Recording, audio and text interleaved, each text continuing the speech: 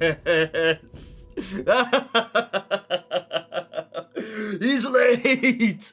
He's late, of course he's late. Hello everybody, what's up guys? How are we all doing? I hope you can hear me, I'm not sure if you can. Please let me know if my audio is being picked up, because it doesn't look like it is on my... Oh wait, yes it does, yes it does. I might be a liar, might be okay. We might be okay. How are you all doing guys? And welcome, foolish mortals, to a very special Halloween live stream, which is gonna hit me a lot harder than you expect, and I'll tell you for why. Because today is the last live stream I'm ever gonna do in this house, in this room, and it seems fitting and really rather significant that the first ever live stream I ever did in my life was a Halloween special live stream in this room. And now the last live stream I ever do in this room is also a Halloween special. Because I move away next week. I'm moving out of this house, sadly. I don't want to. But as is my circumstances at the moment, and it's kind of fitting, and yeah, here we are. Gus has made a return. Gus is back. He's come because he was here. He's always been here. He's been here longer than I have. I found Gus here in the house when I moved in. How is everyone today anyway? How's everybody's weekend? Also, I am also aware it's not Halloween, but the actual moving day, the day I have to hand over my keys and get out of this house, is Halloween. The Halloween day I have to go, so I won't be able to be it. Like I'll have to deconstruct my entire setup, and it's complex and awkward, and my desk is going to need deconstructing, my shelves are going to have to come down, and all of my things are going to need rewiring and everything. I simply won't be available on Halloween.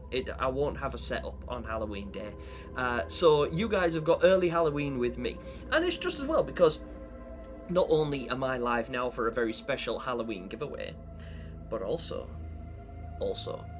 tomorrow, I think Bandai might be going live themselves with a Halloween special of their very own. So I think that's cool.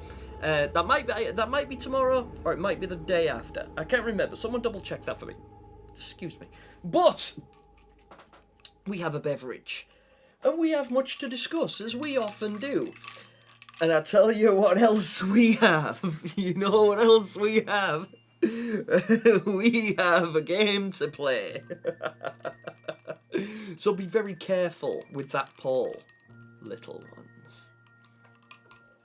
Because if last year was anything to go by, I'm not sure if you can trust me today.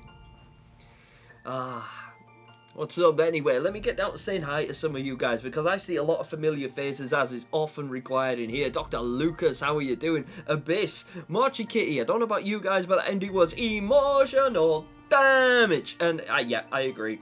What is up, Kitty? How are you doing? Just Artbat. Yes, I was late. I was about a minute late, I think. Well, technically I wasn't. I was actually here at the desk, but I like to wait a minute and give people a chance to get in. I don't like to start immediately and then people be like, whoa, what are you doing? What's going on today? And I haven't actually explained anything, because there are some terms and conditions of the giveaway that I have to read out, and I am going to read them in a moment, once I get through saying hello to everybody and everyone's had a chance to stop in and say hi. So, just Artbat, hello there. Aspen Groves, how you doing? It's good to see you. Lefty Bear, he sees all. We got members in the building. Mr. Tibbs, it wouldn't be a Gemini stream without a little lateness. You're right, head. My brother Mr. Tibbs is going live after this stream as well. I'm not sure exactly when this stream is going to end. I'm aiming for around the 2 hour mark, but you know what I'm like. I say 2 hours, it's usually 3. I'm going to try not to draw this out because I do have a meeting this evening at 10 o'clock my time, which is 3 hours from now. So it won't be longer than 3 hours for definite.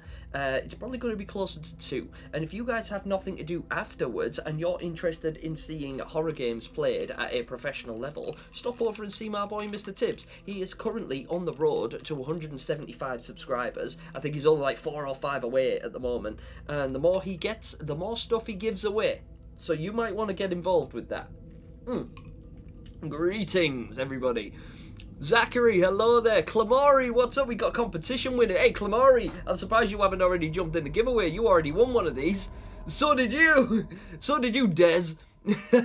Low and alone, what's up? How you doing? It's good to see you. What's up, Osama? Hey Gemini, how you doing? I'm very well. I feel very good. Loud and clear, I am glad. Thank you, Abyss. I appreciate the clarification because I don't know. It doesn't tell me. Holly, how you doing? What's going? I am no mortal. I know, Abyss. You are the single floating eye. Break a leg. I'm going to try not to, but... What's up, Nicky Games? Hello guys and girls, and hi to Mama Gem. Hey, yeah, you know what's funny? I spoke to Mama Gem yesterday and I asked her if she would be in a video and she said yeah. I said because there's a lot of people who come in and they say lovely things to you, and I show her the messages and like, you know, look at all these lovely people and all the nice things they say and all the kindness and the generations and generous donations and blah blah. And she's like, she asked me to say thank you to you guys, and I always try to, but I said, why don't you come onto one of my streams and you can say thank you to him? And she's like, yeah, I would do that. but she's really nervous as well, so she doesn't like. I get really nervous before a stream too. That's why I always amp myself up with this, even though it's literally just, there's not even any sugar in it. This is a 0 sugar beverage, but whatever. It makes me feel better because it simulates the high. No, but I am not done with streaming, not by a long shot. Like, if it's up to me, I'll be doing this until I'm 150 next year. But when I actually get done with streaming, I'm hopefully either going to be a lot older or dead, because I love doing this. And regardless of my location, that's actually the beauty of doing something like this, is I can move practically anywhere in the world, and as long as there's internet access, I can continue to do this. So it's really nice. What's up, Iris Moth? Hi Gemini, in regards to your last theory, what do you think were the near-death experiences of Little Nightmares protagonists? 6 mono runaway kid, which made them enter the nowhere. Right, now that is some speculation that I've been thinking about recently, because I think we can assume that the runaway kids, well actually no, we can't make any assumptions at all, and this is what's interesting, is until we know where their story actually began, it's really difficult to say, isn't it? Now, we know that runaway kid has a dream in the intro sequence to the Little Nightmares 1 DLC, where he's just swimming against the tide, he's not getting anywhere, and then the granny's hand comes up and he pulls him down. But that is the cutscene that takes place before he wakes, and then we get control of the character and we start to play. What if that cutscene, and I know that the characters are you because we're going back a long time, I know that it was the granny's hand, I know that it was essentially the nowhere that it was like portrayed in, but what if it wasn't? What if what we're seeing is his final moments before he sinks beneath the surface? What if he fell off a boat or something? You know, we don't actually know how it came to be.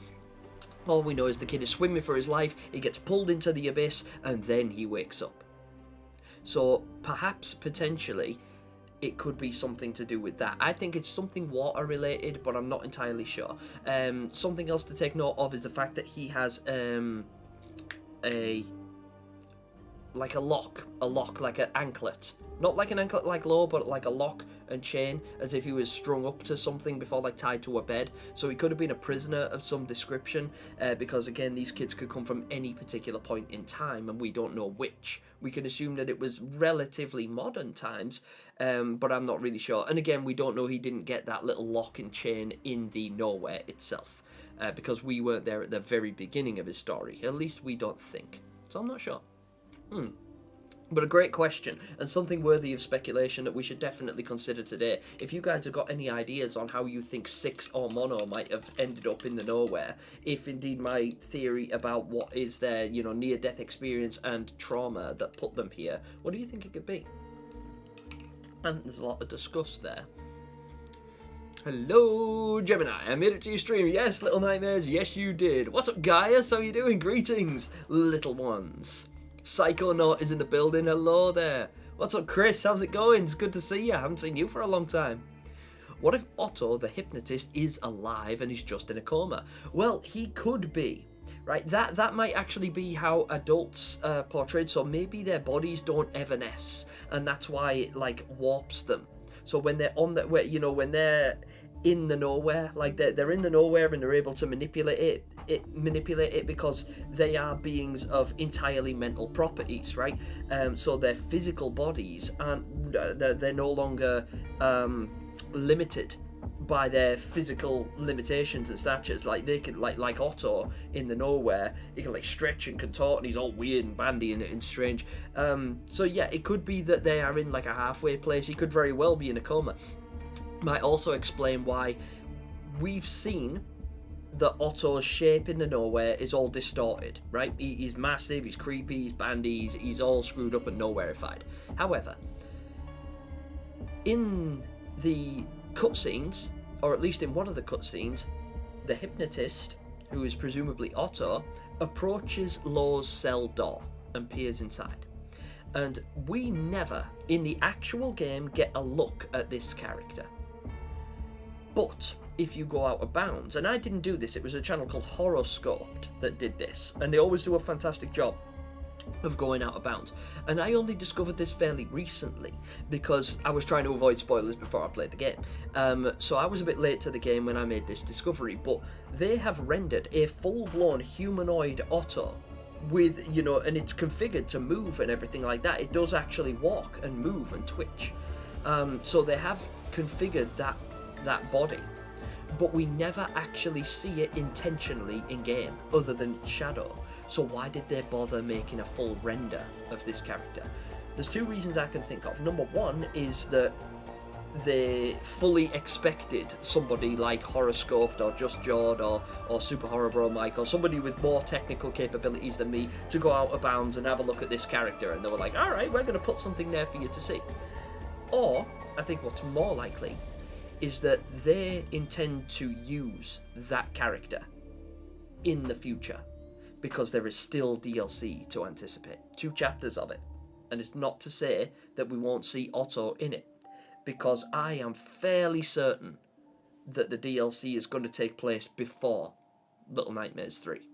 For several reasons, one of which is very obvious, being the ending of Little Nightmares 3, spoiler alert.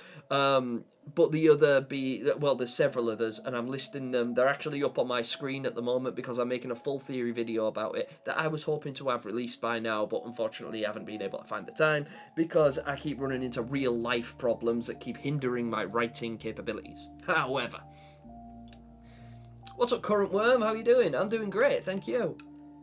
Runaway Cobra! Aye! Yeah, let's get an eye in here.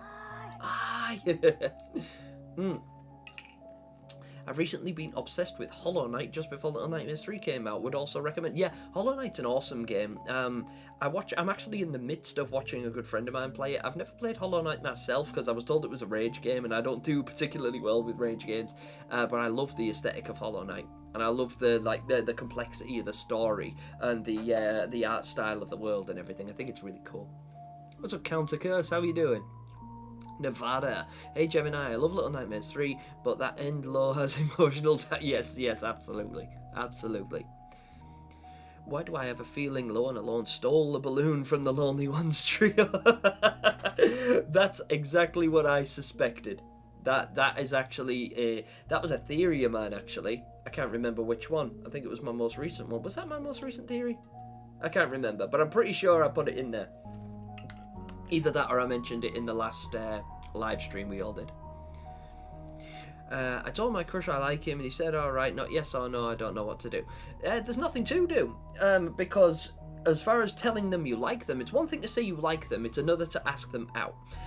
Now, if you're wanting that person to actually respond, then you have to ask them a question. You have to be definitive, because just dropping a blanket drop statement could be like let's say I have a crush on one of you guys. I could say, I really, really like you. And they're like, cool, thanks. because that's all I have to draw from is the fact that I like them, but I haven't directly asked them out. So then if I then close the stream and go away and I'm sort of sitting there thinking, I said I liked that person and they didn't respond, they didn't say anything, they didn't, what am I supposed to do? But you're not supposed to do anything, because making a statement and asking a question are two different things.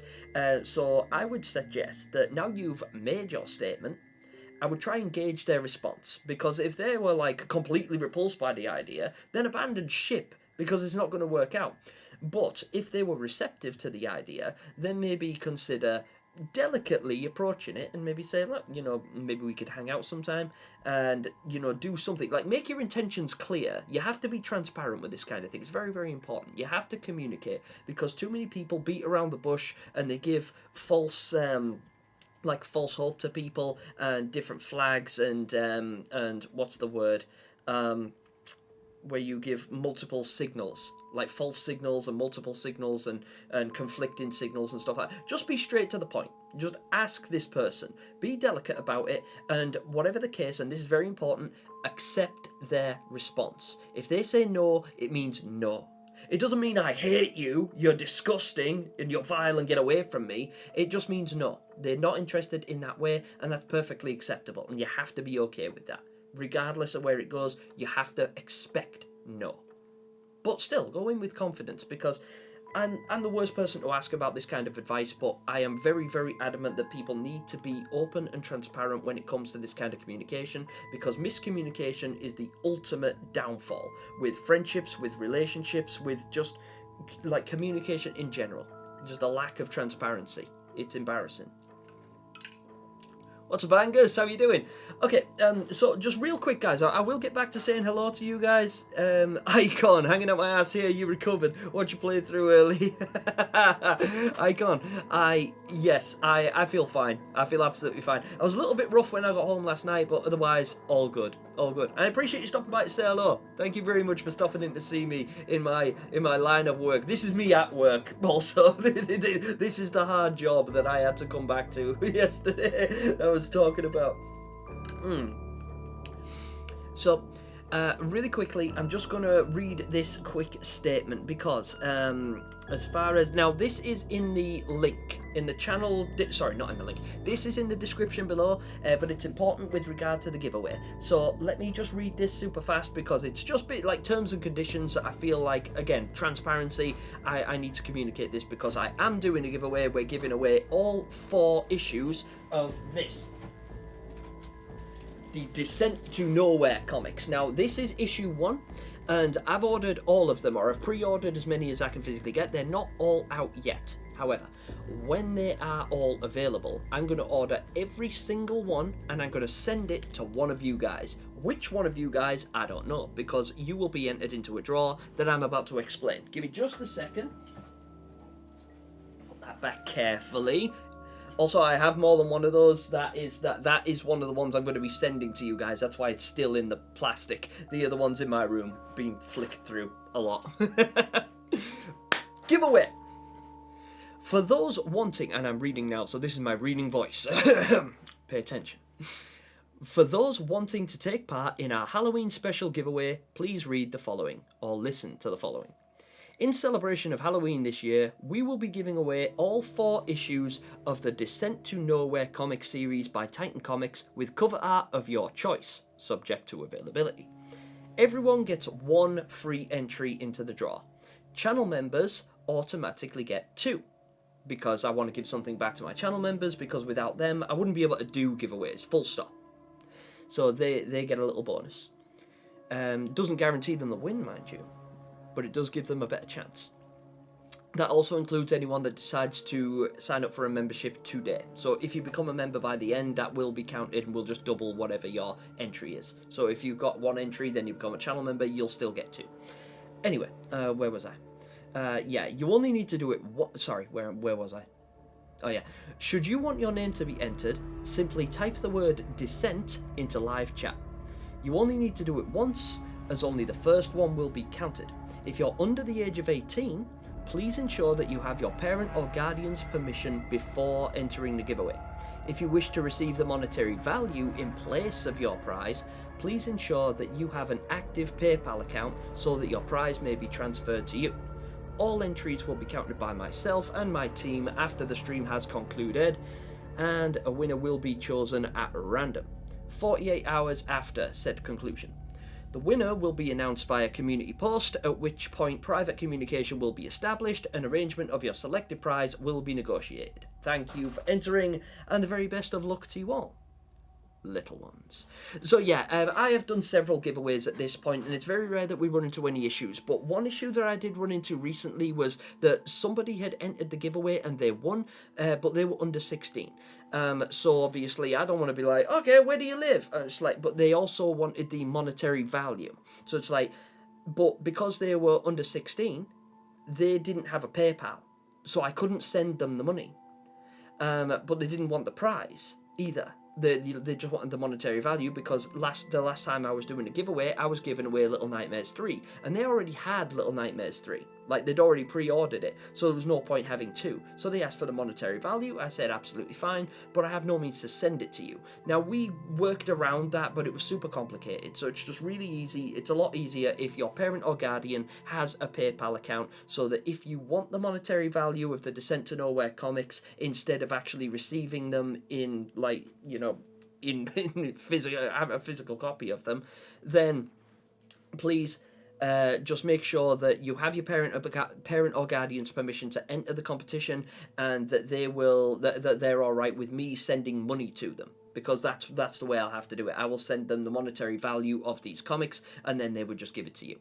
But I need the means to do that, and I need permission to do so. So if you can get that for me, then feel free to enter. Just type the word Descent, as you're seeing everybody doing in the chat at the moment. Now, getting back to chat, because I'm missing a lot of these, and I'm not going to try and read every single message today, but I am going to try and have a little bit of fun and engage you guys as much as I possibly can.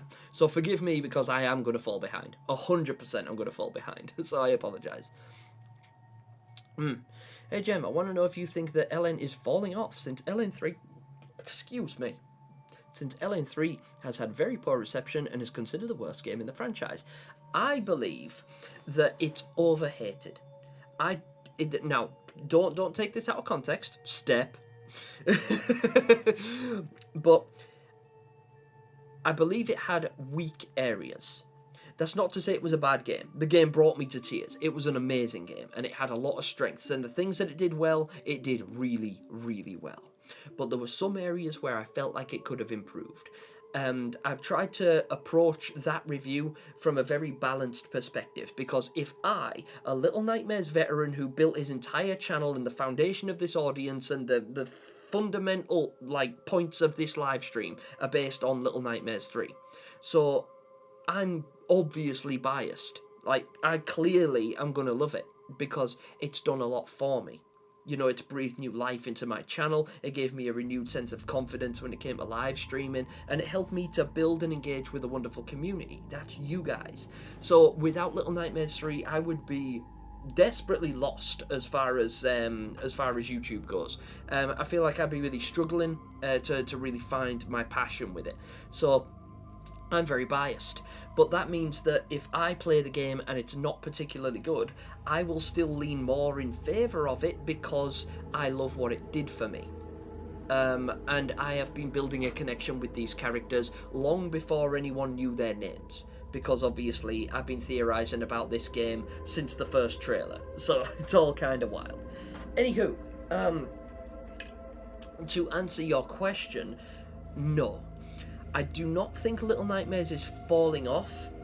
I just think that this is a step outside of the norm that a lot of particularly newer players, or I don't even want to say newer players, just less passionate players. Because I think, everyone in the chat at the moment, how many of you guys? There's like 30 of you guys in the chat at the moment, and I can assume that the majority of you guys are super fans like me. We're all veterans of the franchise. We've all played Little Nightmares, Very Little Nightmares, Little Nightmares 2. We've read the comics. You know, we've got the electronic comic. We listen to the Sounds of Nightmares. We've read the Lonely Ones. We've written theories. We've speculated. We've joined Discord servers. You know, we are very, very passionate about this game, this franchise, this universe, and the Nowhere in general.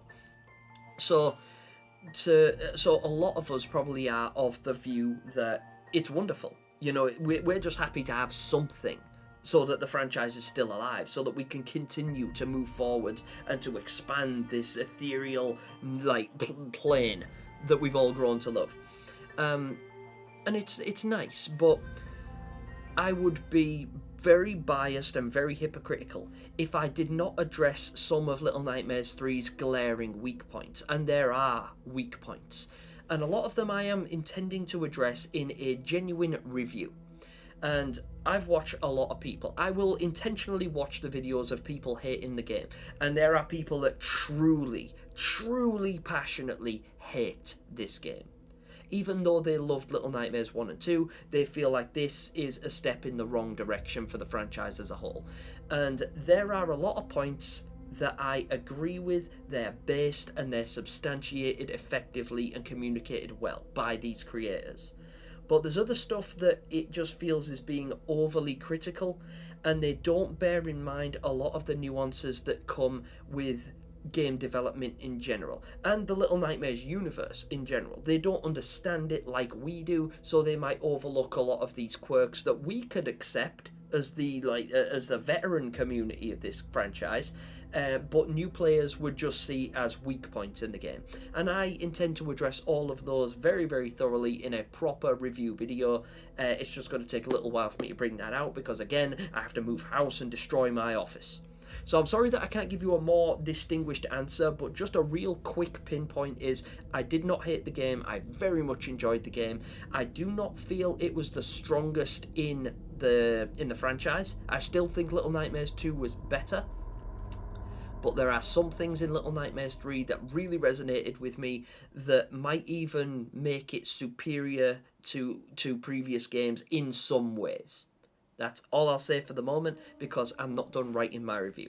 And I still feel like I'm kind of biased because I'm madly in love with the game. It's hard for me to paint it in a bad light, because if I start talking about Little Nightmares 3 and I start to write something negative about it, I immediately backtrack because I feel awful, because I'm like, oh, no, I'm talking bad. I'm talking ill of my first love. You know, it's like, this is what I live for, and I'm talking badly of it. What's wrong with me? I have to give my head a shake, but you have to be able to criticize. The same as being a content creator. I create content on YouTube, and it's lovely when I get a lot of positive comments, and I show it to other content creators like Mr. Tibbs, like Notorious Bass, like Just Jord, and like FipsyB2. And I show my theories and my work to those people, and I ask that they critique it. I don't want you to tear it apart and make me feel awful about it, but I'm not saying that I'm made of glass. Like, I welcome the critique, because the only way for me to improve as a content creator is to accept the negative as well. So you guys could say to me, well, Gem, I really didn't like your presentation in this particular area. I don't like the way you advertise. I don't like the way you market. I don't like your editing. It could be improved. Your sound design is poor. Your equalization is off. Your face is ugly. You know, just whatever the critique might be, I'm prepared to accept it, and you have to be. You have to be able to accept the negative, because not everything you do will be perfect, and the only way you can improve is to accept that and adapt to it. And I feel like that's what Little Nightmares 3 has to do as well. So I, as a regular consumer and massive fan of this franchise, would be doing it a disservice to say it was perfect, because it was not. But I need to approach it from a balanced perspective, and I will. So thank you for that question. That was thought-provoking. That appreciate it. Right, sorry guys, I'm just going to have to, I might have to miss a couple of these, so feel free, if you really want me to answer your questions, please feel free to drop them again. I won't be mad if I've already seen your question. If I'm missing it and you really want me to see it, then go ahead and retype it. Simon Russell is in the chat. Oh my days, who let you in? What's up, Simon Russell? How are you doing?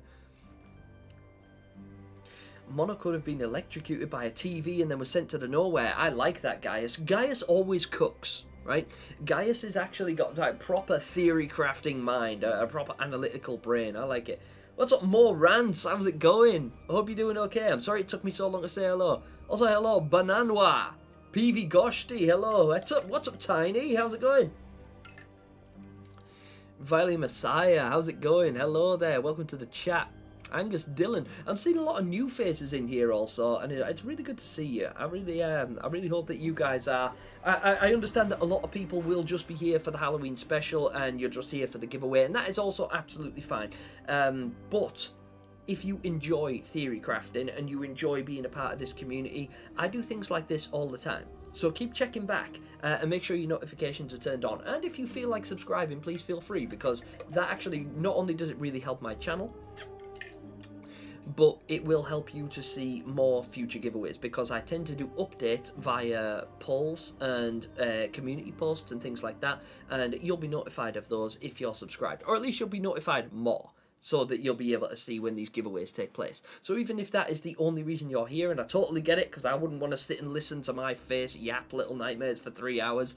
I'd rather watch someone else's face yap about Little Nightmares for 3 hours.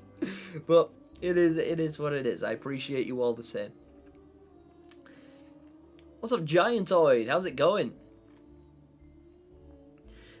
I got a theory that the hypnotist is Otto, but he's not the real one, just created from Lo's mind, since we know that the nowhere is morphed around them. Also, some monsters feel real. He doesn't.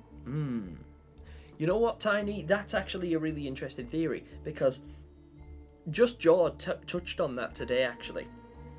I won't quote his full video, because he goes into a lot of Otto and the nuances surrounding him and the logistics of having Otto in the game, if the hypnotist is in fact Otto. I personally believe it is. Like, I'm 99% certain that it is. And, you know, if it's not him, it's someone related to him in some way. Like, it could be the Doctor previous to him or something like that. But there's just too much consistency between the Sounds of Nightmares and Little Nightmares 3's final boss. So I definitely think it's Otto. I won't expand on that too much, because Just Jord released a theory about an hour ago, and I feel like I'm treading on his toes if I just basically quote everything he said.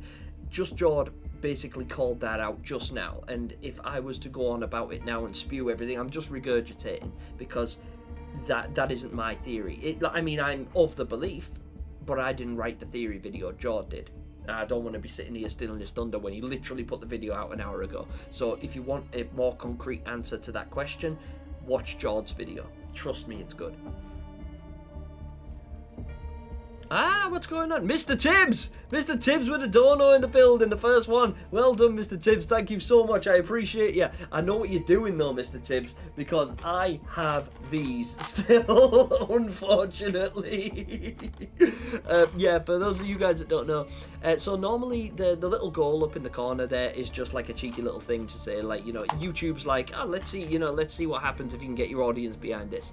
And I'm supposed to give you guys a little something if you make generous donations. Now, those donations in this particular circumstance, they all go to my mum, who's undergoing some treatment at the moment for a really rather horrible thing that I won't get into, because that's not what today's about. But again, transparency.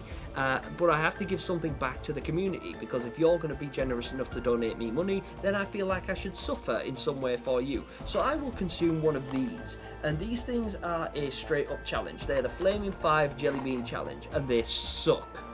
They suck so unbelievably badly. So if you want to see me suffer on Halloween and give me a little trick of my own, because it's not even trick or treat. These aren't Bertie Bott's every flavour beans, where you might get a strawberry one or you might get a fish flavoured one. No, these all suck. So no matter what, I will suffer for your entertainment. But yeah, so if we get to 5 donations, I will consume one of those in front of you guys, and it will be humiliating, and you will get to watch me cry out of my nose. What's up, Steve End? How's it going? Faceless Art and Skills is in the chat. How are you? It's great to see you. Vampire Dear, hello there, and welcome to the chat. Hey, is that a bat? I thought it might be a bat.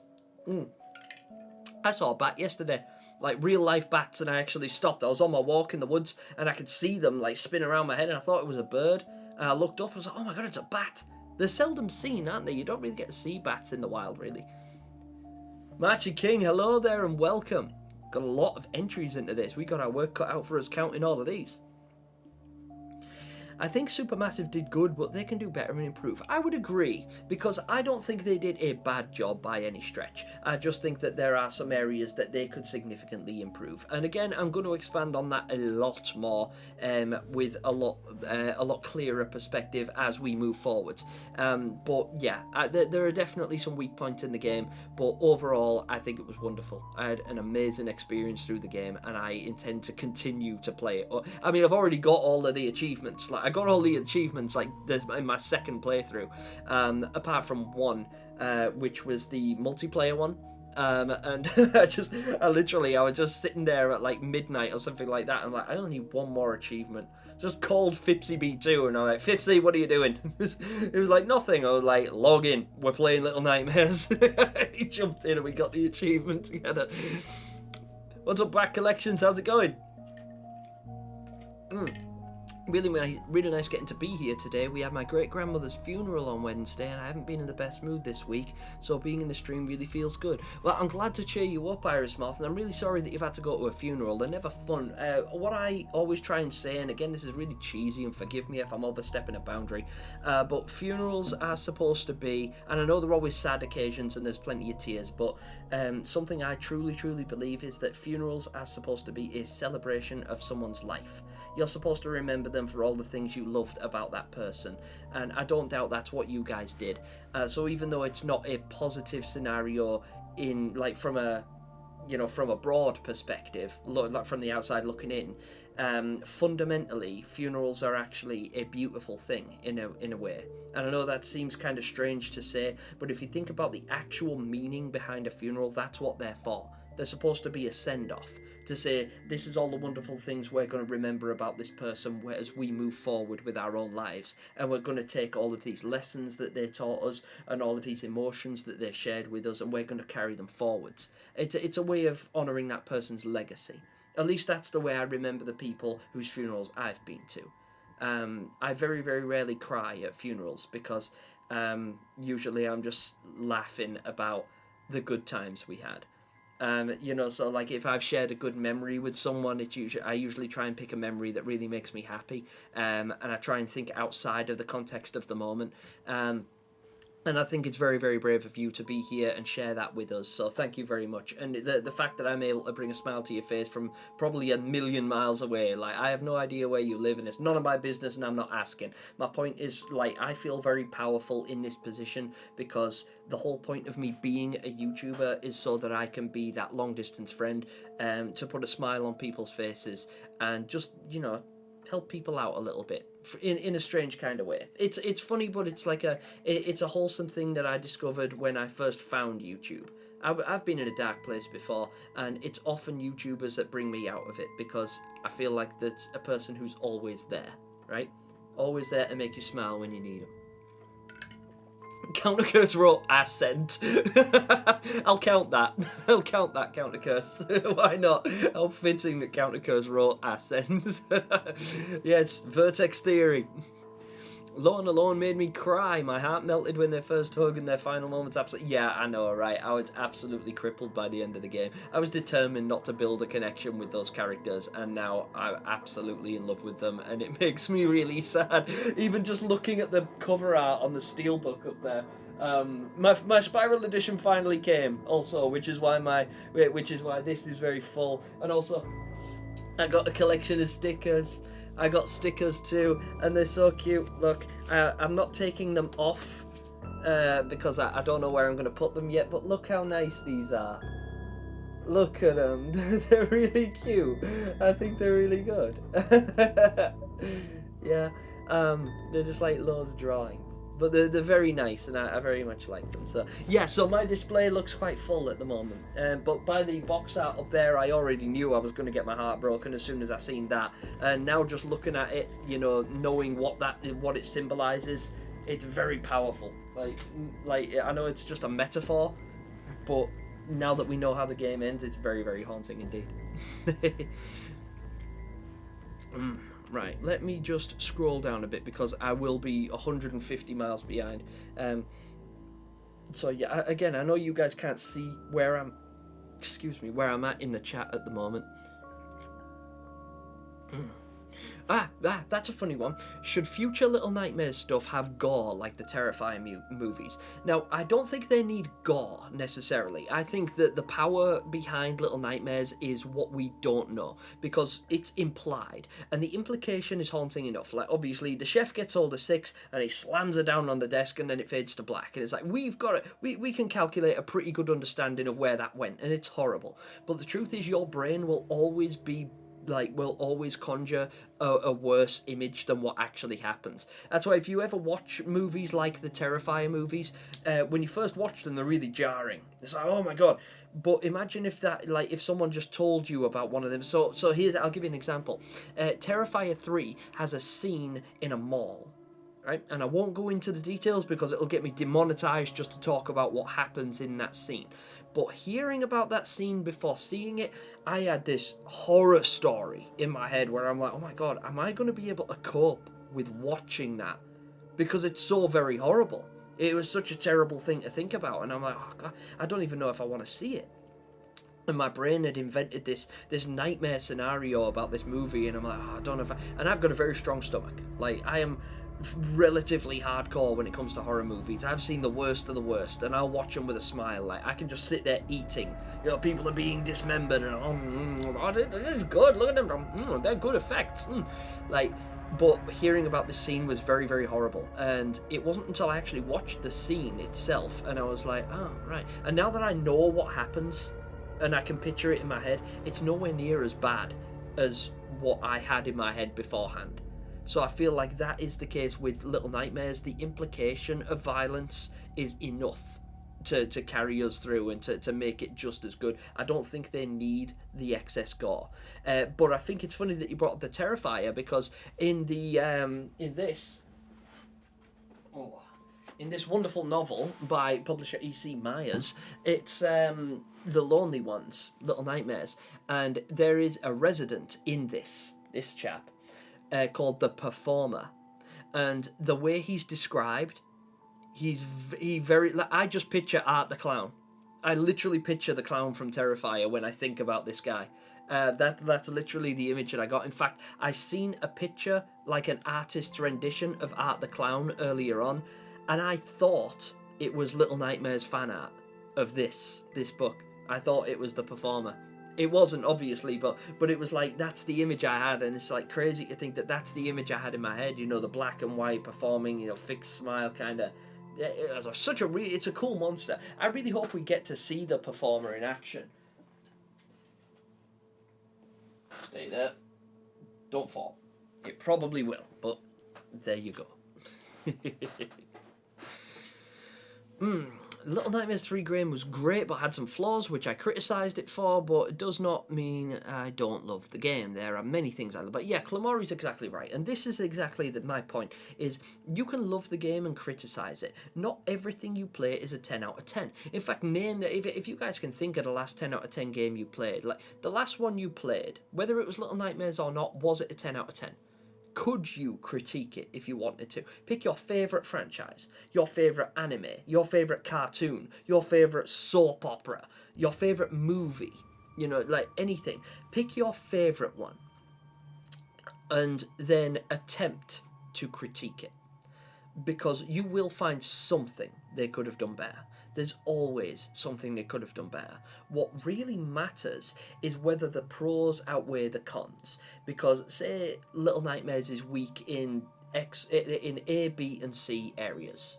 So, you know, it could be weak in, I don't know, combat, length, and playability, because there was a couple of glitches or whatever. So it's like, all right, that's three things that were pretty severe and significant. All right, you know, I don't like the game because of A, B, and C. But then think about X, Y, and Z. And it's like, all right, well, yeah, but we had a very, very strong emotional connection to these characters. The sound design and the music was absolutely immaculate. The residents and the atmosphere, the environments, they all resonated. You know, they just emitted Little Nightmares aura very, very well. So they nailed it. So it's like, all right, those things are balanced. And now you just keep on doing that. Keep thinking of things that'll balance and balance it. So think of something bad, think of something good, think of something bad, think of something good. And if you can think of more good than you can bad, it's not a bad game. But if you can think just bad. So I watched a gentleman, I can't remember his name. He was a French YouTuber, and he offered he tore it shreds. He absolutely tore it apart. He hated Little Nightmares 3. Absolutely hated it. And he was just pulling bits up here. It was just like, it's utter rubbish. It's crabby. And he took a great big crap all over it. And while I never say he's not entitled to his opinion, because he absolutely is. If he didn't like the game, that's fine. If he wasn't feeling it, that's fine. And if he wanted to, which he did, create a video that's designed to destroy the game and criticize it in every possible way, he is entitled to do so. And I won't go onto his chat and be like, how dare you hate on my franchise so much. He doesn't have to like it. He didn't have to tear it apart, but he doesn't have to like it either. And he's entitled to his opinion and his beliefs and to share his work, and that's exactly what he did. But I found myself disagreeing with a lot of what he said because I felt he was very overly critical.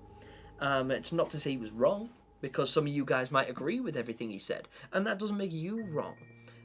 It's just difficult to find that balance. For me, it's a case of being very analytical. You have to be non-biased. You have to approach it with an open mind. Me, as a massive fan of Little Nightmares, it'd be very hard for them to put me off. It would be really hard for them to make a Little Nightmares game that I hated. That I could openly say I did not like this game. That would be very difficult because of the love I have for the franchise as a whole. It'd be very, very difficult for them to do that, I think.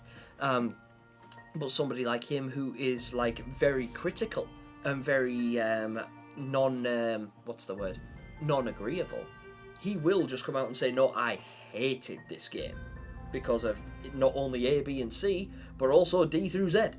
I hated it for every possible conceivable reason, and this is why, and I'll show you. And he does. And I watched his entire review, and while I disagreed with a lot of it, I wanted to approach it in that way because that is his way of viewing the game is the way a lot of people view this game, which made me quite sad. But again, you have to, and Supermassive and Bandai and Little Nightmares team, they have to be able to listen to these kind of reviews and take on board what he said. Because although it was mean and it was harsh and his critique was very, very against Little Nightmares 3, in every sense of the word, he wasn't wrong about everything. A lot of his critique did have value in it. It's just extracting that value from a logical level, and you have to be able to do that without inserting too much emotion into it. If I create a video that I spend months and months making, editing and animating and writing and narrating and putting music to and everything, and I work really hard on it, only for some random in the comments section to go, oh, this was crap. It's very hard not to take that personally. But if I just sit there and be like, oh, well, screw this guy. If he doesn't like it, don't watch it. Well, that's not productive, is it? It's like, it might hurt my feelings because he's come in and torn apart something that I worked really hard on. But I would rather he come in and say, I didn't like it for X, Y, and Z. And he gives me those reasons. And then they're reasons that I can pick apart. And I can decide then, with context, I can say whether or not it's something I need to improve and should be trying to get better at, or if he's literally just being a troll. Because some people are. Some people are just jumping on the bandwagon and being like, Little Nightmares 3 is the worst. And it's like, bro, you don't even know the characters' names. You don't know anything about the game. You played 20 minutes of the game. You've noticed 4 other thumbnails that say the game is trash, and you hopped on the bandwagon because they're getting views. You're an asshole. But then there's other people, like Terrico, for instance. I just seen somebody mention Terrico in the comments right there. Terrico offered a scathing critique of Little Nightmares 3. But I don't think he was wrong in everything he said. I don't agree with everything he said, not by a long stretch. But I also couldn't argue everything. because there were some points that he made that were very, very valid and very, very true, and I would just be hypocritical to just say, no, I disagree with everything he said because he hates something that I love. No, he's allowed to. And furthermore, he's supposed to, because his channel surrounds Little Nightmares in very much the same way mine does. Terrico's channel took off because of Little Nightmares, largely. He says that himself. He said that at the beginning of his critique, and a lot of people in his comment section were saying, how dare you get on the back of Little Nightmares when it made your channel what it is. Terrico is a very, very good creator. He knows what he's doing. He has great delivery. His editing is on point. He's got wicked personality and loads of charisma, and he could have built the channel with or without Little Nightmares. Whether or not it had found the success it has, we don't know. That's not the way the cookie crumbled. But the point is, he's a capable person who loves the franchise, so his critique is valuable because he'll break it down. And while I do think that he was overcritical in a lot of areas, he at least went on to firmly establish why. He explained why he felt the way he felt, and he contrasted it, and he showed us, he's like, right, this is my evidence to substantiate why I thought this was the weakest game in the franchise. And that's my point. You need to be able to approach it like that. Anyway, I keep getting sidetracked with this long ass tangent about like what I actually thought of the game, and it was great. Is that a mono U-Choose in the back? It's not actually a U-Choose. It is a mono figurine though. It's not the U-Choose. I do want the U-Choose, but I intend to buy them all at the same time, and I don't have that kind of money. But this is my mono figurine. It wasn't particularly expensive. I bought this off AliExpress. It was not expensive at all, but I think it's a lovely little piece. And while it might not be an official piece of Little Nightmares merchandise, you can't actually get the official one anymore. They stopped making them, sadly. Hey, don't worry, Step, you're alright. Gemini, what was your favourite resident and least favourite? If you're talking Little Nightmares in general, my favourite is the teacher. But if we're talking Little Nightmares 3 specifically, my favourite was probably the kin and the minikin. The kin and the minikin were the most like Little Nightmares-esque, and I feel like they were done the best out of everybody. I just feel like they had the most significant impact, not only on the story, but on me as a player as well. I felt like they were done really, really well. The kin more so than the minikin. But the kin, the actual character, the kin, even from when I walked into the room and found him sleeping, I was like just immediately on the defensive as soon as I saw this thing. Oh, it's just such a good character, and there's so much story behind him. The supervisor was great as well, and it's a toss-up between those two. I loved the supervisor, and I loved the man in the purple suit, the kin. And to run them side by side, I think he just edges it. My least favourite, I'm sad to say, was probably Monster Baby. Just because I feel like she was the most jarring. I feel like Monster Baby had the least context behind her, and while I'm hoping that the new stop motion animation that they're coming out with potentially next year will shed some light on that, because I think Monster Baby shares a lot of similarities with the protagonist of that, called Emmy. I hope that maybe that will help to explain the Monster Baby's presence within the Nowhere, and what she actually means, what she represents, who she is or was, and everything like that. I'm hoping for a bit more context, because I feel like the Monster Baby is like I don't know, I feel like she fits the mold the least out of everyone, and I might just be biased on that, because that kind of thing doesn't frighten me, and that was always my argument with Little Nightmares 2. A lot of people don't like the teacher because they're like, well, she's just not scary, she's just a teacher, right? But it depends on what kind of significant impact the character or the resident has on you specifically. It's supposed to mess with your childhood fears and make you embrace them, or make you face them more like. And I feel like Monster Baby just didn't really hit the mark for me. It's not to say she was bad, she was designed really well. Her sound, the Monster Baby sound effects were probably my favourite. I loved how docile she was throughout most of it. You know, she's just kind of singing and dancing, and just like, you know, she's got like this little hum, this little chime that she does, and it's so hauntingly innocent.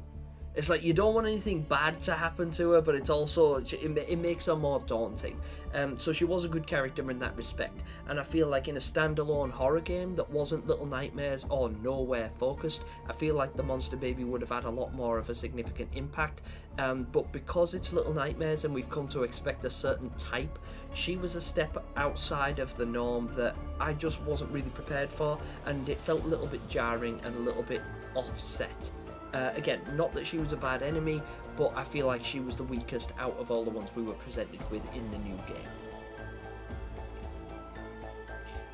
Mato says, I just believe Little Nightmares won't be cancelled now with all the projects they're doing in 4th game. I hope it'll be more local like the first one.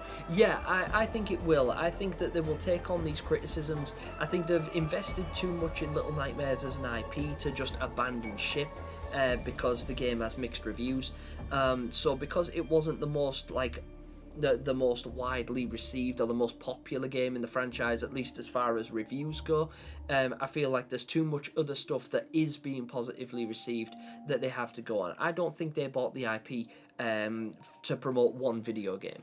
And I know all of this other stuff is like, you know, that it's not just the video game. They've got novels, they've got walkthrough guides, they've got comics, they've got figurines, they've got a charm bracelet. Like, there's a company called Ganoche, and they've released Little Nightmares charms, and I think they're amazing. They're more for women than for men, but I kind of want them. It's not that I ever wear them, but I think they'd be really cute, you know, just to put on the bracelet and hang like on my display somewhere. I think it'd be awesome. But yeah, my point is, they are expanding the franchise in several ways, more so than just the game. So even though this game itself wasn't the most widely received or the most popular in the franchise, I don't think it's going to end there. Also, Kip, people are spamming Descent because we are doing a giveaway today. We are doing a Descent to Nowhere giveaway where I give away 4 copies, well, not 4 copies, all 4 issues of the Descent to Nowhere comics upon their release. So once they've all come out, I'm going to buy all 4 of them. There's the first one over there, still in the packaging. That's going to be sent to one of you guys, and I am going to pick somebody at random to enter the competition. All you have to do is type Descent in all caps just once, because you only get 1 entry, unless you're a channel member, in which case you get 2. Just make sure that if you want to enter, you have a parent or guardian's permission to do so, and that you have a PayPal address if you would prefer to have the monetary value more than the comics, because some people don't want the comics, but it's still, you know, but you'd still be nice to win. So for instance, if you win the comics and you're like, well, I'd rather have the $25, I'll just send you $25, but you need the means for me to do so. And if you haven't got a PayPal account, or if you're not old enough to have one, then you need to use your parents so that I can send the money to them, and so on. But all of that information is in the description of this video, and that's why people are saying Descent. And also, they're not spamming it necessarily, it's just a lot of people are entering. I think we've got like 76 entries so far. Yeah, Aspen Groves has got it right there, yeah. Also, Gemini, do you think that the puzzles in Little Nightmares 3 are too boring and easy? That was a common complaint I've seen. Also, Gemini, if you're looking for criticism on Little Nightmares 3, I recommend it. Yeah, sorry, it was Edward that said, mentioned Terrico earlier on, and I got to see it. That's what had me on that tangent. Thanks, Edward. Yeah, in some regards, yes, it did sort of hold your hand. Well, not necessarily hold your hand, but a lot of them, it was a lot of push and pull. That was a critique that I did find myself agreeing with Terrico on a lot, and the French reviewer as well, that I said absolutely tore it a new one. I believe that was a fair criticism to make, that a lot of these puzzles seem watered down, and I feel like I could defend that to a degree, in that the earlier games, I'm not saying they didn't know their audience, but especially the first game, they were sort of learning who their audience was, and obviously with the implications of it being a horror game, well, I know it's not strictly a horror game, but it was designed for people with a horror mindset. It's not designed for children. However, modern fans of Little Nightmares as a franchise are getting younger and younger and younger. So when Little Nightmares first came out in like 2017, most of the people that were getting into it were like teenagers, like older teenagers, like, you know, 17, 18, 19, that kind of area. At least from reviews that I've seen and like charts and everything where I've done these, like I've cross-referenced these ages and the figures next to the analytics. But as time has progressed, the audience base of Little Nightmares has got younger and younger. So it could be that they've tried to simplify those puzzles to make it easier for people of a younger generation to play and adapt to.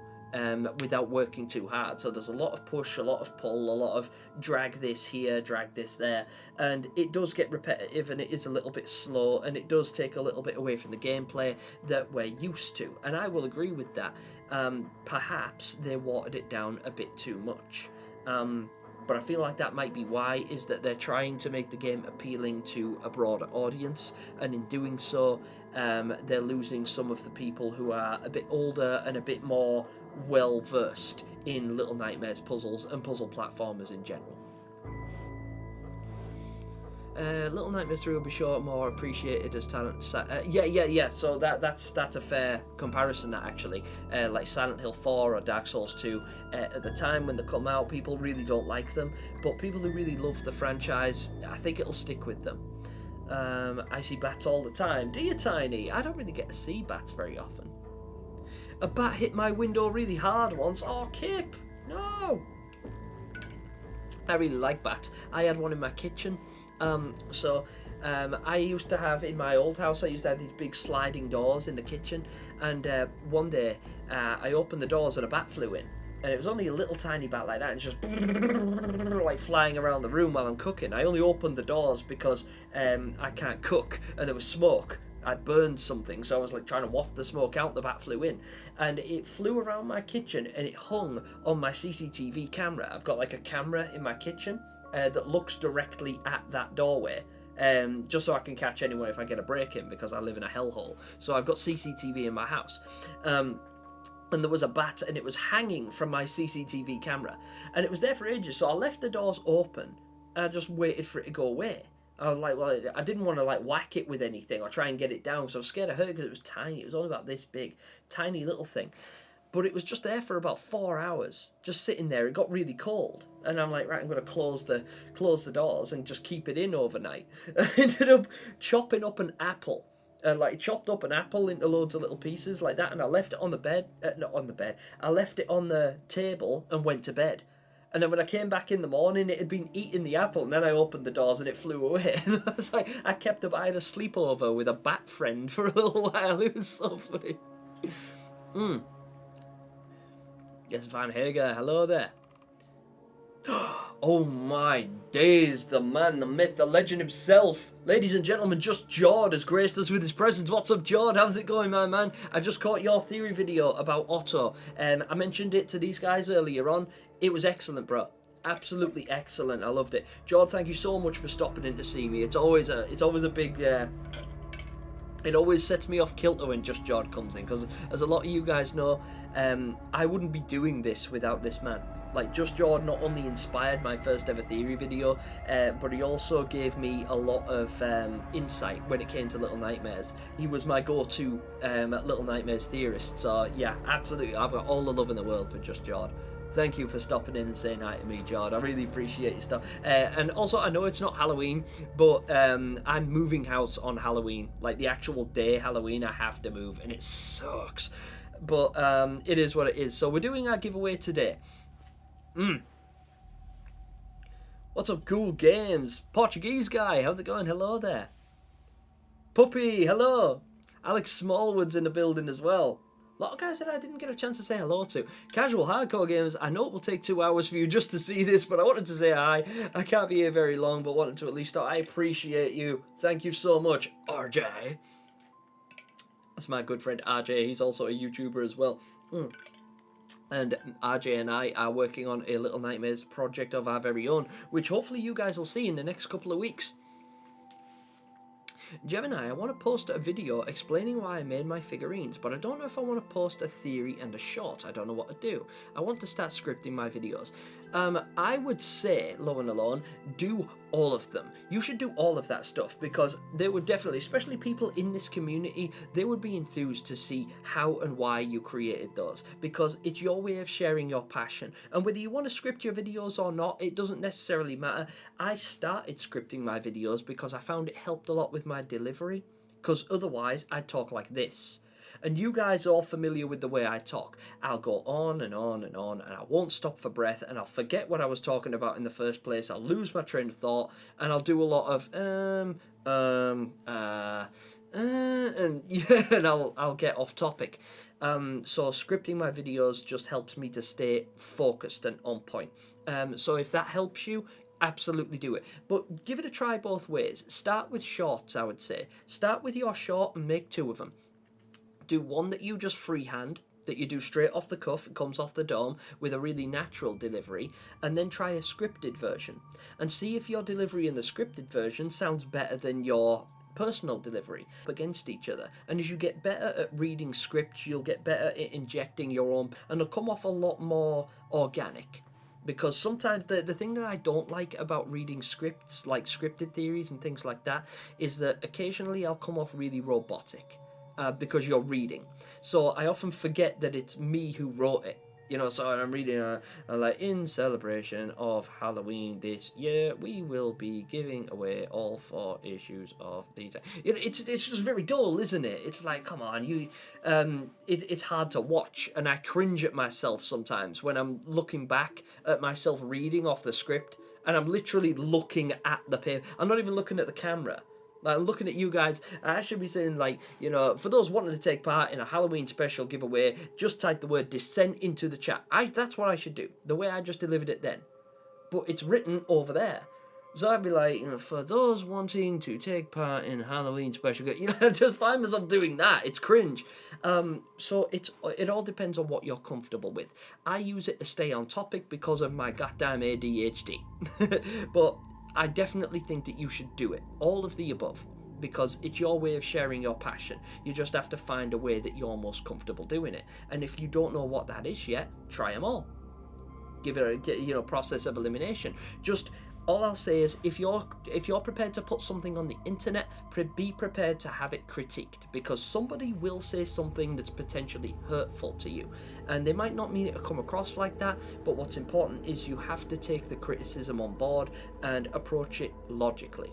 Like, find what you can take from that criticism and use it as a means to improve your content moving forward. Don't just like make your short and then have somebody say something negative and then go, oh, everybody hated it, I'm never doing it again. Because that's not how you grow. Hey all. Oh, Jord, I was just about to ask Jord if you'd already seen Steps' It's Just Jord out of context video yet.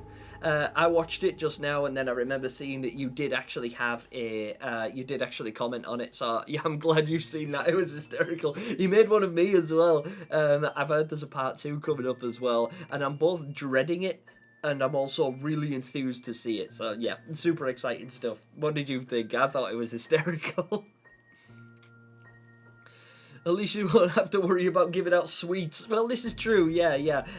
Even oh no, I better not say that while I'm live, actually. All I'll say is that what I was about to say is something akin to sweets for my sweet. But I'm not gonna do that. Oh, dear me. You gotta check out Jord, honestly. Right, if you watch mine, you'll fall out with me. Like, you'll think I'm a terrorist or something. It's so bad. It's really funny though. It's really, really funny. Okay, I'm really quickly going to do something. What do you guys think? Right, I'm going to give you guys a couple of seconds to decide. I tell you what, I'll give you a minute to decide while I just nip to the bathroom. I'm going to go to a very quick ad break, but what I want you to do is, I got a game to play. I want to play Trick or Treat with you guys. I'm going to spin a wheel in a minute, and if it's going to land on Trick or Treat. If it lands on Trick, well, we'll see. If it lands on Treat, I'll eat one of these for you. And I will suffer. So we both have something to lose. But yeah, let me know if you... Oh, God, Step knows this one. Step knows this one. Alright, so, yeah, let me know if you guys want to play Trick or Treat when I get back. I'll be back in just a moment. Please bear with me. Don't go anywhere. I'll be right back. Bye.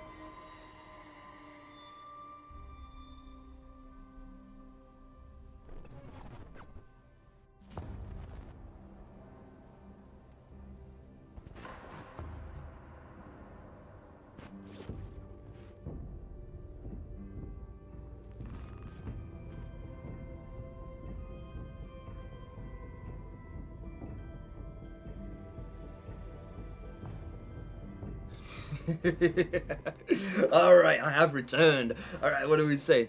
Also, Jem, sorry for the rant, but to be honest, don't Little Nightmares fans that don't like Little Nightmares 3 should be told just to be grateful is basically dismissal. Yeah, exactly, right? It's, there's a number of things to be said about that, bro, is that I agree that we should be grateful for the game. Because we definitely should. It's a wonderful game. They've put a lot of effort into it, and there's a lot that we have to love, and we have loads to gain from it. Particularly people like us that love the franchise, but also we're also paying customers, and we are paying into the franchise. And we without us, they wouldn't be able to create all of this stuff, and they wouldn't be able to push it on the level they do. So there's balance in there, and so while we have to be grateful for them, and I 100% get behind that, we should be grateful for Little Nightmares 3. I know I am. I feel like everyone should be, but also I feel like they should be grateful for us, and I'm sure they are. And I just hope that that's reflected in in reviews to come. I know it'll be reflected in mine, but I know that it wasn't everyone's cup of tea, and I get that, and that's totally fine. That's their opinion; they're entitled to it, and I'll never ever try and take that away from them. And when I offer my review and my own critique, I will come into it with an open and analytical mind, and I'll approach it from a non-biased perspective. I will criticize the game where I feel is necessary to do so, but I am not going to sit there and just tear it apart because that's what's cool to do at the moment. Anyway, let me see. Jim, what's under the dress? Stop asking. God damn it, Steph. I know what's under the dress. That's another thing. Look.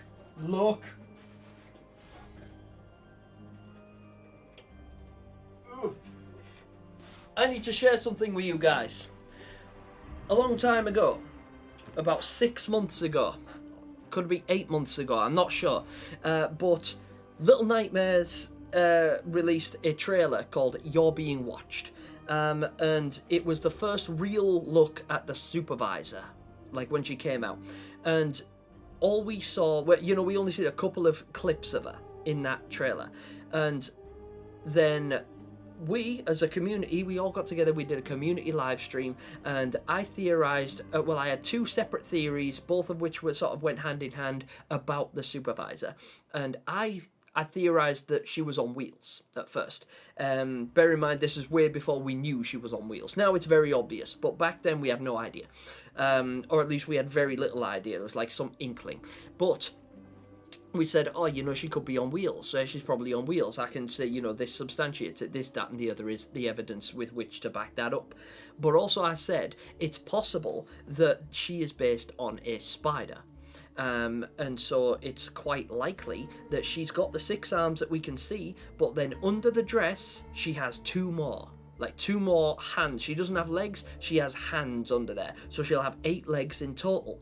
And even if they're like vestigial limbs or something that just hang loosely or whatever, maybe that's the way she looks under the dress. That's what's under the dress. So she's either got wheels or she's got more hands. And it turns out I was right about the wheels. So it's like, alright, brilliant. I wrote an entire theory video surrounding it, and I substantiated it with evidence. It's called the Casted Theory. It's still on my channel and available to watch, and we were right, and that was confirmed in the game, so happy days. But also, I got this.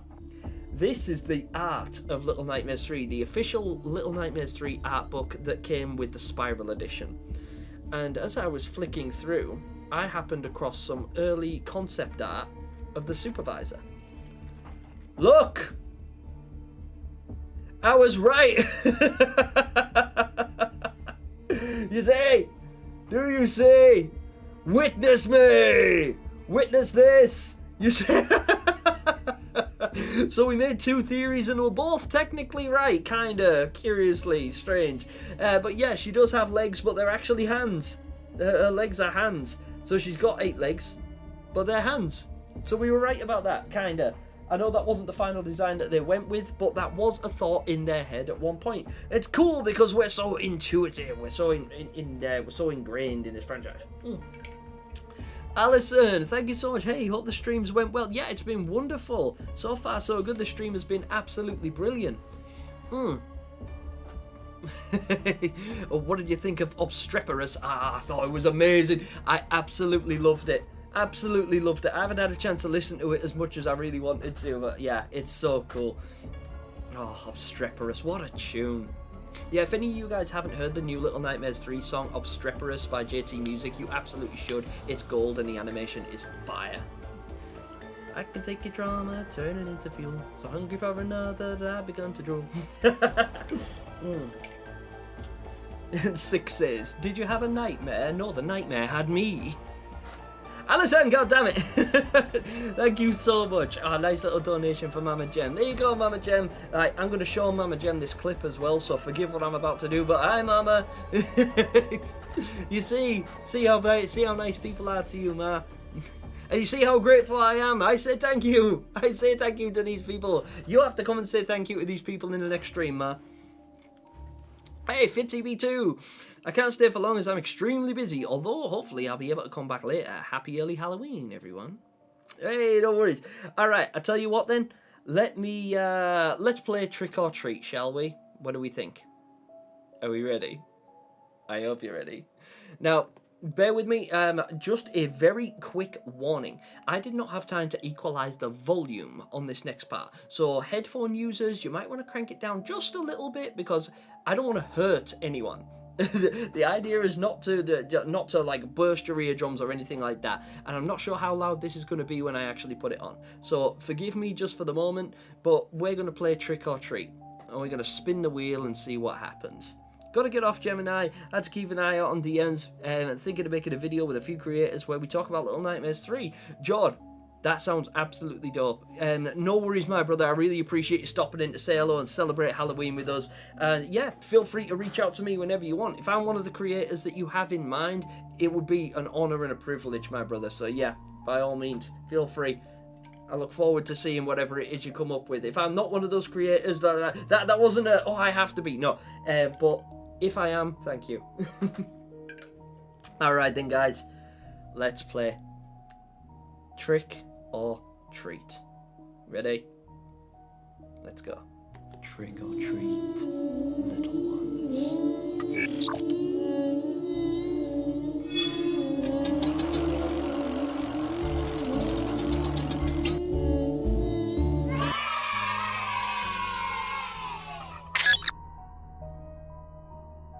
Damn it! Beginner's luck, children. Damn it.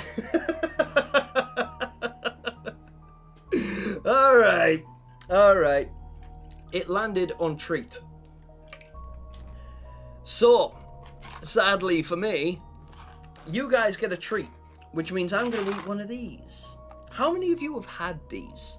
Just a quick show of hands in the chat. Drop an eyeball, no, drop fire. Like, drop a fire emoji if you've seen, if you've ever had one of these before. Because these are absolutely grotesque. And I'm starting to really regret doing this now. Because I only decided I was going to do this about 40 minutes before I started streaming. So, I'm going to get one of these awful things down me. Oh my god, look at them. Look at how, like, they're just covered in chili powder. They're just brutal. Yeah, Mr. Tibbs has had them. I remember seeing that video. I think that's the... I don't know, I live in Greece. I had Bertie Bott's, same thing. Bertie Bott's, they are very, very similar, yeah. But these are hot. Like, hotter than you can imagine. They're absolutely ridiculous. Where's a red one? Let me get a really nasty one. Oh, Jesus. This is going to suck so bad. Okay. We get to see Gem suffer. Just don't cross the threshold. Alright then, guys. I played Trick or Treat and I sadly lost the first round. Bottoms up.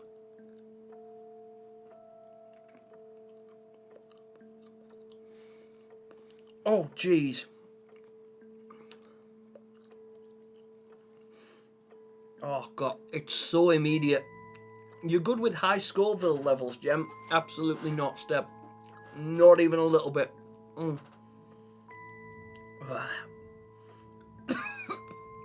No, I suck at spicy stuff. That's actually why I do these. Oh, 7. Aspen Groves is 07.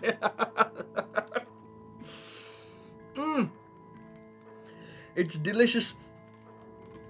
Oh, it's a sweet and sugary, sickly taste. I tried to say words then. That didn't really work, did it? Jesus. Oh.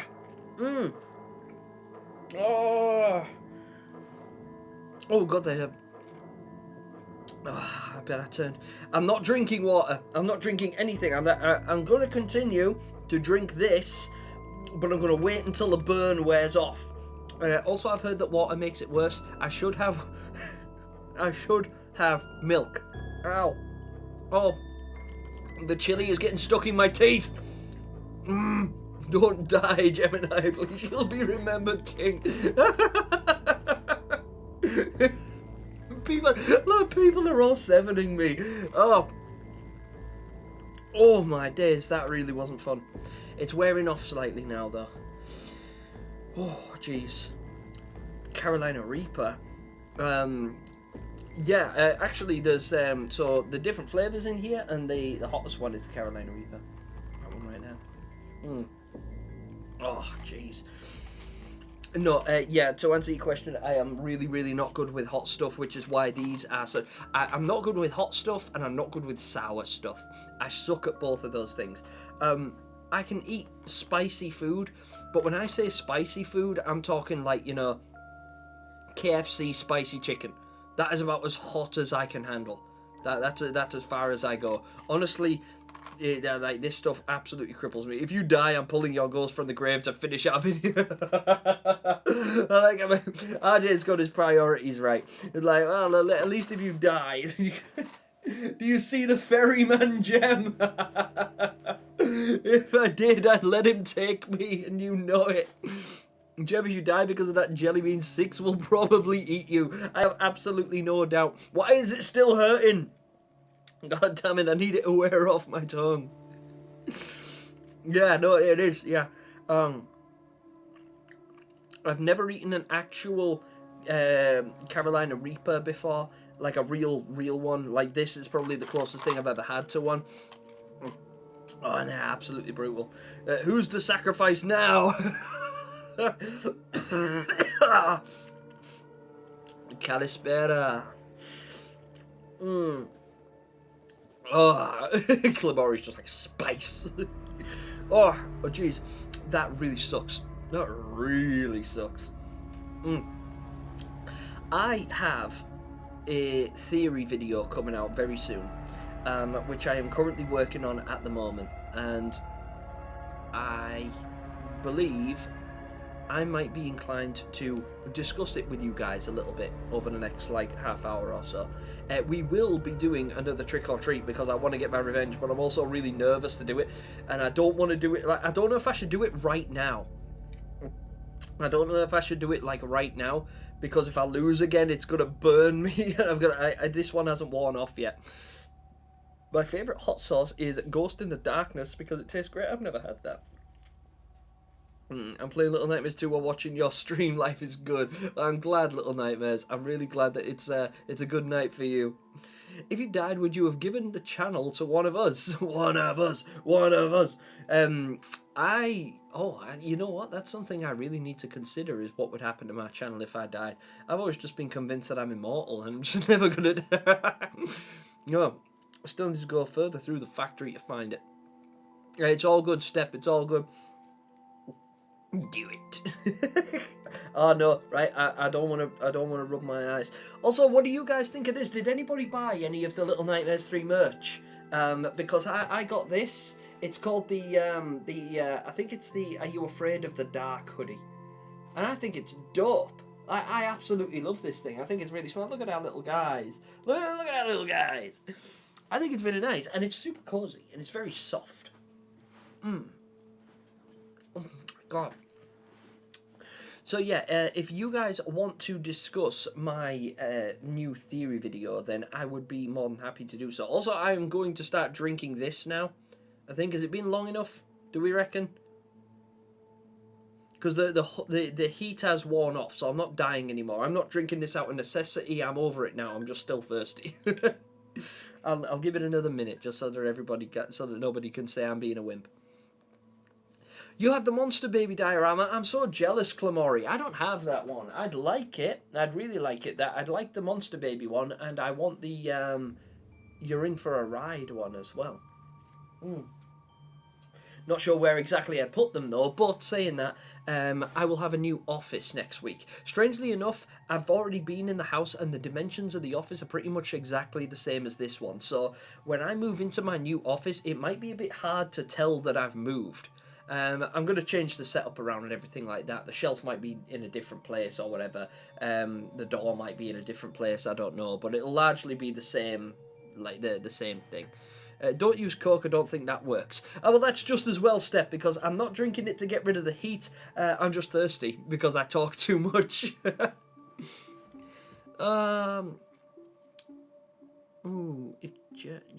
If Gemini disappears, he didn't die, he went into the nowhere. Yeah, that's where you'll find me. If one day I stop uploading, then you guys know where to look. I've got both Low and Alone YouTube's plushies on the way. Oh, you're so lucky, Step. I want all of them. They're just really, they're just really expensive.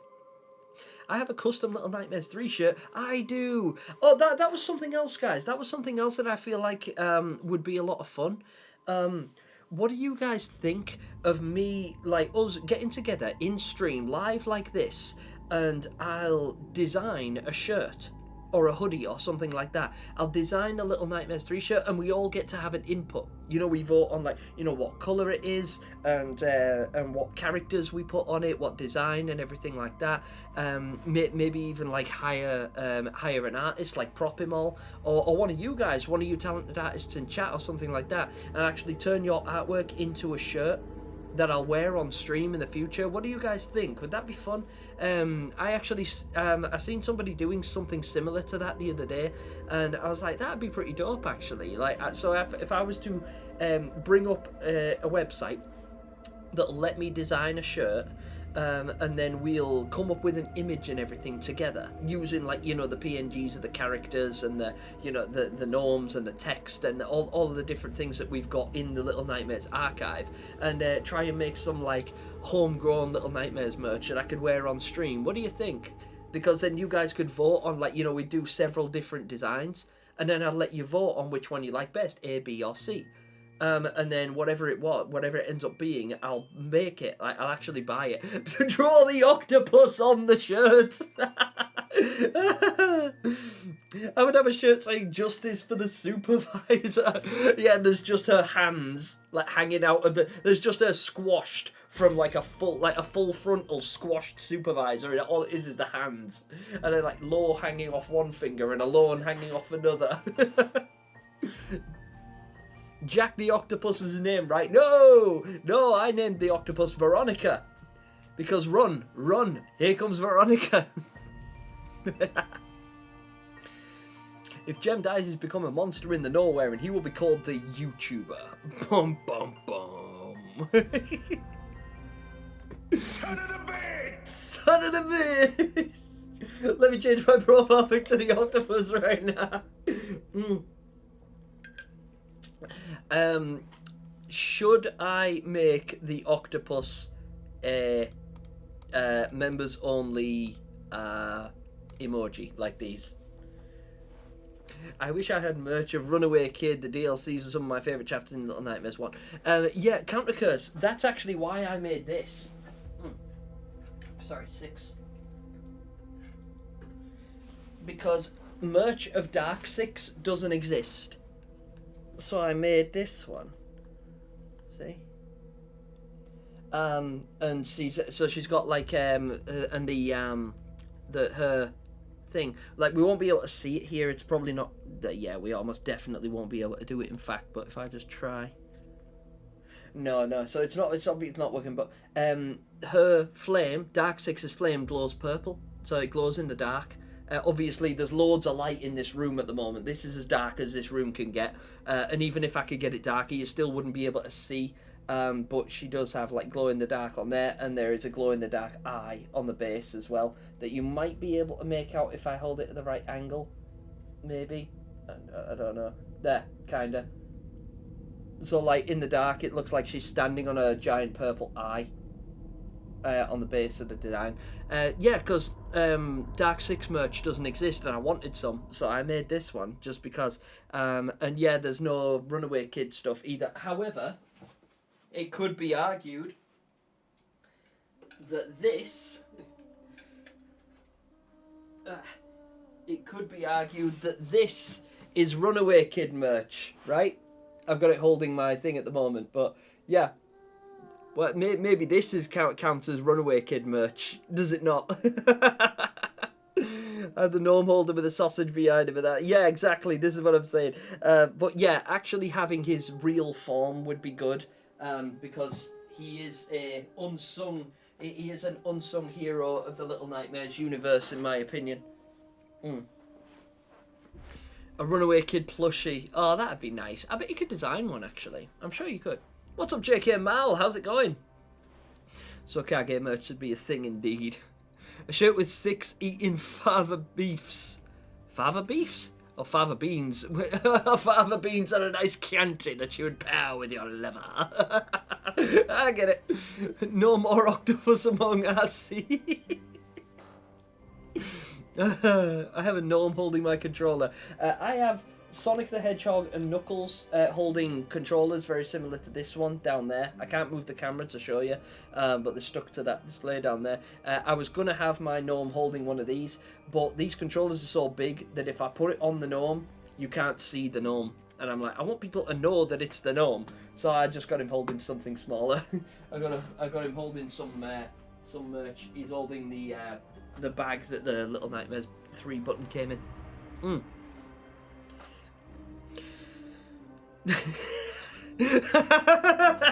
Aspen Groves is like, Runaway Kid merch doesn't exist. Looks at my sausage holding gnome figure. Yeah, no, it doesn't exist. Yep. Yeah, I wish I could heart that comment. That's exactly the reaction I would have had as well. Right. What do we say? We play another game of Trick or Treat. What do you guys think? In fact, I'll tell you what, let me just end this poll because it's been going on for a while and I wanted to see what would happen and it was fun.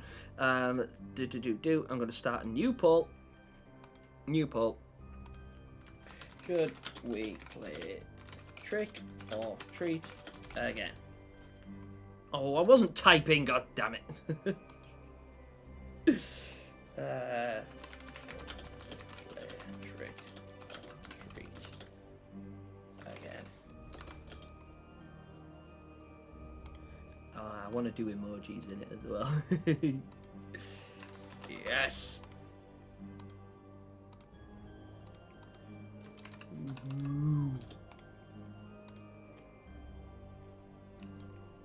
There you go.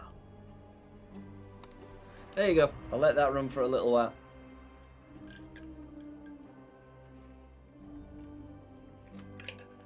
Yes.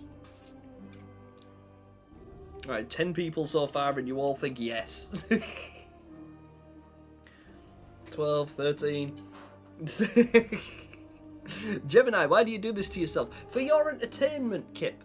I do it because people like seeing me suffer, and I believe in giving back to the community, and you guys always support me, and it's always a pleasure to be here in front of you all and to share my Saturday evening with you all, and you guys cheer me up as well. Like, a lot of you guys will say that I do I make content that makes you smile, and these kind of streams make you feel involved, and you're like, part of the community, and it makes you happy. And I really like that, and I love that I'm able to give back, and just doing silly things like this sometimes, where there's no major direction. I am going to break down an actual theory in a minute, but first I want to just get through this next part and see what happens.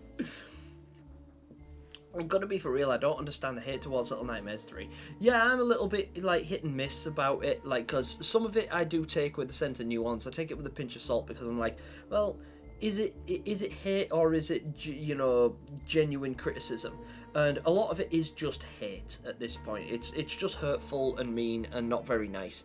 Not that it's not all justified. Some of it's perfectly justified. So some of it comes from a logical place and it's well balanced. It's an actual critique from genuine channels that genuinely review. But some of it is just straight up hatred. Jem, check my profile picture. Oh no, you've actually done it as well. Yes, yes.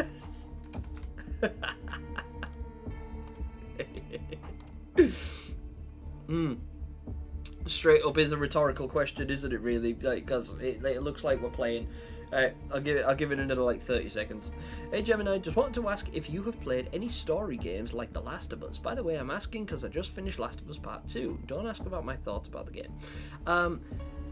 I've played a few like story games like that, but not really.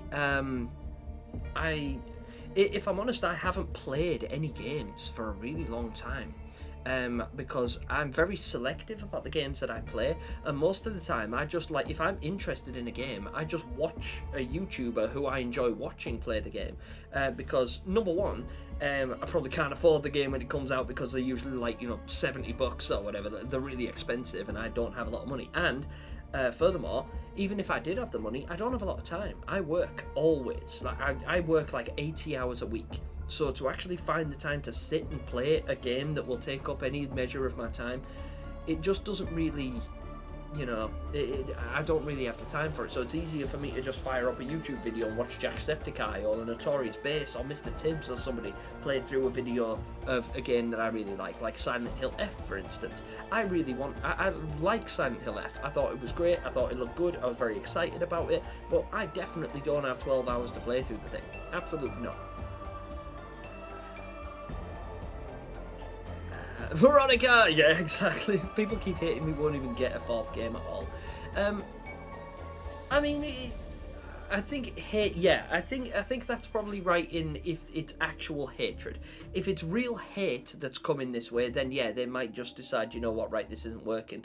But if they take the hatred as actual legitimate critique and they use it as a means to improve the future game, then there is definitely potential in that. Gemini is Step My Mama. I have no idea, Stinkles. Flip a coin. You let me know. You tell me. At least the critiques make some sense, unlike that one of Little Nightmares 2. We just used guns and stuff. Yeah, exactly. Jen, do you want to check out a new edit I made? I will, Step. It might not be in this stream, because I've already watched the Jawed one. If that's the one you're talking about. But if it's not, I will definitely see it at some point or another. But I am running a little bit short on time with this stream, and there's a couple of other things that I do want to get through. So forgive me, but we will actually talk about that. Stinkles, you're a madman. Yeah. I mean, you're disappointed with the game. You waited a long time for, and I understand why people want a new game, but yeah, we need to be more patient. Yeah, and that's a difficult thing to keep arguing as well, is the fact that it's like, it's one thing that where it's like saying, oh, well, I might be, we might... It's one thing to say it's worth being patient, but then a lot of the critiques are coming from the fact that the game feels like... I won't tangent on this for too long, but a lot of the arguments I've seen is that Little Nightmares 3 feels incomplete and that it's too short, and that, even though we were extra patient and we waited like over a year longer than we expected to wait in the first place, and we still don't have the full game technically, it's like, well, hang on a minute, we were patient and and they still didn't deliver, so what the hell? But at the same time, I'm trying to hold off on that critique because I still want to play the DLC. I want to know how much the DLC adds to the game. Because we've got 2 extra chapters, and we don't know how long they are, but we can anticipate that they'll be about the same as the chapters we've already got a measure of. So there'll be roughly an hour to play through each, give or take. And I think it depends on the value that those chapters bring as to what the overall review of the game in its entirety is worth. And I think that's where I'm struggling the most to give it a real critique, because while a lot of people's critique is that the game is incomplete or too short, I could argue that it is incomplete and it is too short, but it's not done. And then they could also counter-argue and say, well, why isn't it done? Why aren't we getting the full finished product when, you know, there's been delays and there've been layoffs and we've had to wait for so long? You know, we waited for so long on the promise of a more polished object, and then at the end we still didn't get everything we were promised, so what the hell? You know, there's a lot of back and forth with that. It just depends on whether the game, in your eyes, is reflected by its impact on you. So, like, if you believe the game was worth the wait, then that's fantastic. I personally think it was, but I would, because I approach it with a very biased set of eyes, right? My critique is going to be logical, but I can't promise that I'm going to feel good about saying the negative things that I'm going to say about Little Nightmares 3. But I'm also going to offset that by saying that a lot of it could be countered, and I might be forced to take that back in a year's time when we have all of the DLC and everything's out in the public. Right. Trick or treat. Let's go. Okay, randomize me. Ready? Let's go. Trick or treat, little ones.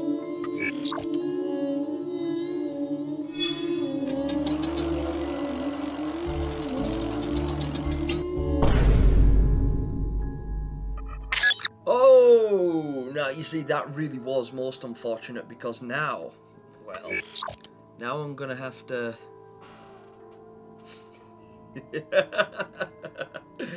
Oh, you won't see it coming. Maybe you will. I don't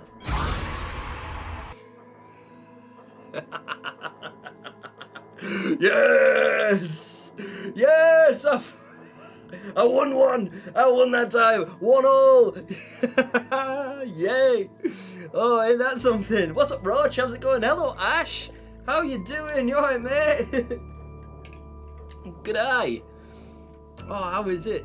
How is it going? It's great to see you. The main critique I don't understand is the Candy Factory being boring. I try, but I just can't see it. Yeah, honestly, I thought that the Candy Factory was great fun. I loved the Candy Factory. But again, it's easy for everyone to say that, oh, Gemini, of course you're biased against the Candy Factory. It was your most eagerly anticipated section. And it was. Of course it was. Because when Just Jord inspired me to do my first ever theory video, I decided to base it on the trailer. So I was like, alright, let's see.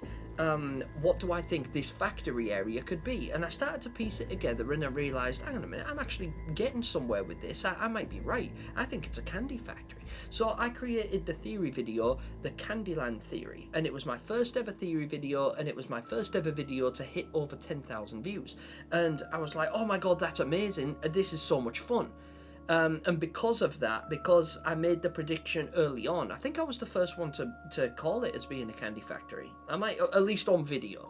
But I don't know. And don't quote me on that. Don't take it out of context. But my point is that I will be biased towards that area because I loved it, and the supervisor is an amazing character, and I really liked her as well. I am going to critique the Candy Factory because there were some areas, particularly in my playthrough, that I found very jarring and difficult about the Candy Factory that I don't think that I don't think did it justice.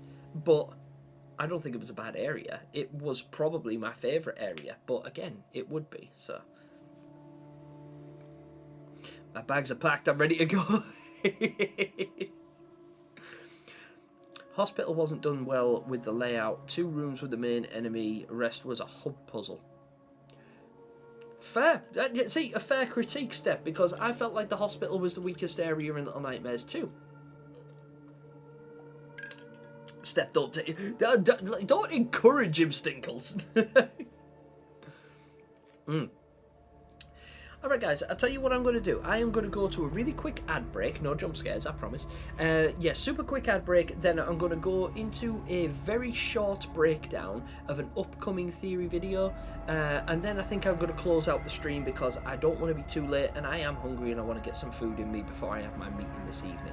So obviously, if you guys have anything else to say, please add it now. If you want to enter the giveaway, please feel free to do so by typing the word Descent in all caps. If you've already done it once, you don't need to do it again. There'll they'll all be counted, but they'll only be counted once, so don't worry about that. Now, bear with me. I'm just going to nip out really, really fast. I will come back, and then when I come back, I'll adjust my camera, and I'll show you guys, like, at least I'll walk you through the foundation of this theory. I already have like a script written and everything like that, but I want to set you guys a task.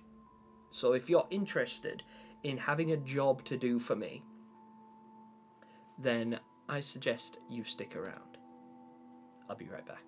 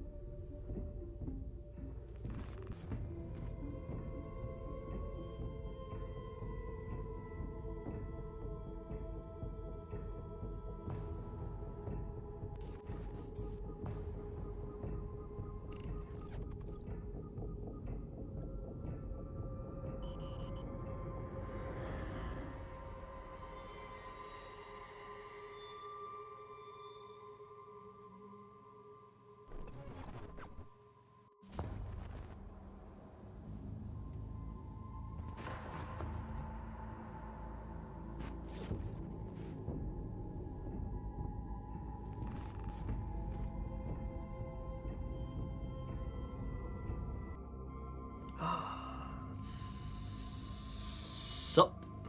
We are back, and this is a little something that I have been discussing recently. Step, yes, you do know, and I feel like now I'm not going to reveal too much. Like, I'm not going to like literally just start reading my script or anything like that. But there are some things that I want to discuss. So my theory video that I'm working on surrounds this. Forgive the contrast, I was trying to spot some things that you wouldn't normally under regular circumstances. Now, wait, turn that off, and turn this on, and turn this on. There you go. Okay, so now you guys should have small gem. Here I am. Oh, that is 6. That's some artwork of 6 that I thought was particularly good. It's not what I was like. There you go. That's what I was talking about. So this right here is the Secrets of the Spiral DLC, and I have based a lot of my upcoming theory video on what this is going to contain, like where this area is going. And some of my theory, not all of it, but some of my theory surrounds the fact that I believe we're going to see Law again. because obviously we will. I mean, it's pretty obvious by that. But I'm going to substantiate that, and I'm going to try and tell you guys the direction I think that the DLC will take based on lore. And this area that we can see here, along with a bunch of other evidence that I've been able to garner from the art book, from the Lonely Ones by E.C. Myers, the novel, and by a couple of other things that I've managed to string together. One of which is a picture that came up recently that I've lost. Where is it? This. How many of you guys have seen this before? Have a look at that. That is in Little Nightmares 3 somewhere. That exact graphic is pictured in the nowhere. In Little Nightmares 3, apparently. It's in the game files. Now, this indicates to me, yes, I do. Current Worm, I do think low is Ethan. Gem, I think the person in the mirror of the promo art of the DLC is Rusty, the performing kid since the figure short sleeve and shorts. It could very well be, absolutely. And that is also something else that I intend to address in this. Mostly because of this image and what it entails. Because this obviously states, in like under no uncertain terms, that Law was a attraction at the carnival at one point or another, right? Okay, we could be pretty clear on that. Now, I think this is awesome. This is really cool artwork, and it is available in the shop, and it gives us, it adds a lot of substance to my theory, which is what makes me think that this, where is it? Where's that image I just had? There. Which is what makes me think that this area here is the backstage. And the backstage is also in this Lonely Ones book. On page 63. On page 63, there is a reference to Law's mask in the backstage, and a bunch of other stuff like some white threads and some needles and everything like that, both of which can be pictured in this image here, and both of which are referenced between pages 60 and 65 in this book right here. Also, Lonely Ones by E.C. Myers. And I think that those things tie in very, very well. Now, it also indicates to me that this story, the DLC that we're going to experience, is going to take place before the events of Little Nightmares 3. All of Little Nightmares 3. And again, I won't spoil too much because there's a couple of twists and turns that this theory takes that I feel like you guys will find very interesting once I expand on them in the theory video, once I've read my script and gone through it and everything. But I also need evidence with which to substantiate a lot of what I'm talking about. Now, while I do firmly believe that this is the backstage and this is the, you know, where it's going to start, and this could very well be Rusty, it could be someone else. I'm going to expand on that as well as I get into the theory, but like I say, I'm not going to read the script now. What I need from you guys, if you want to help me, is this image here. I've been struggling to find in Little Nightmares 3. Now, a quick taper here is it might not actually be in the game yet. This was data mined. So this thing, this image right here of Law on the star attraction sheet, it might not exist in the game yet. It may only be in the DLC.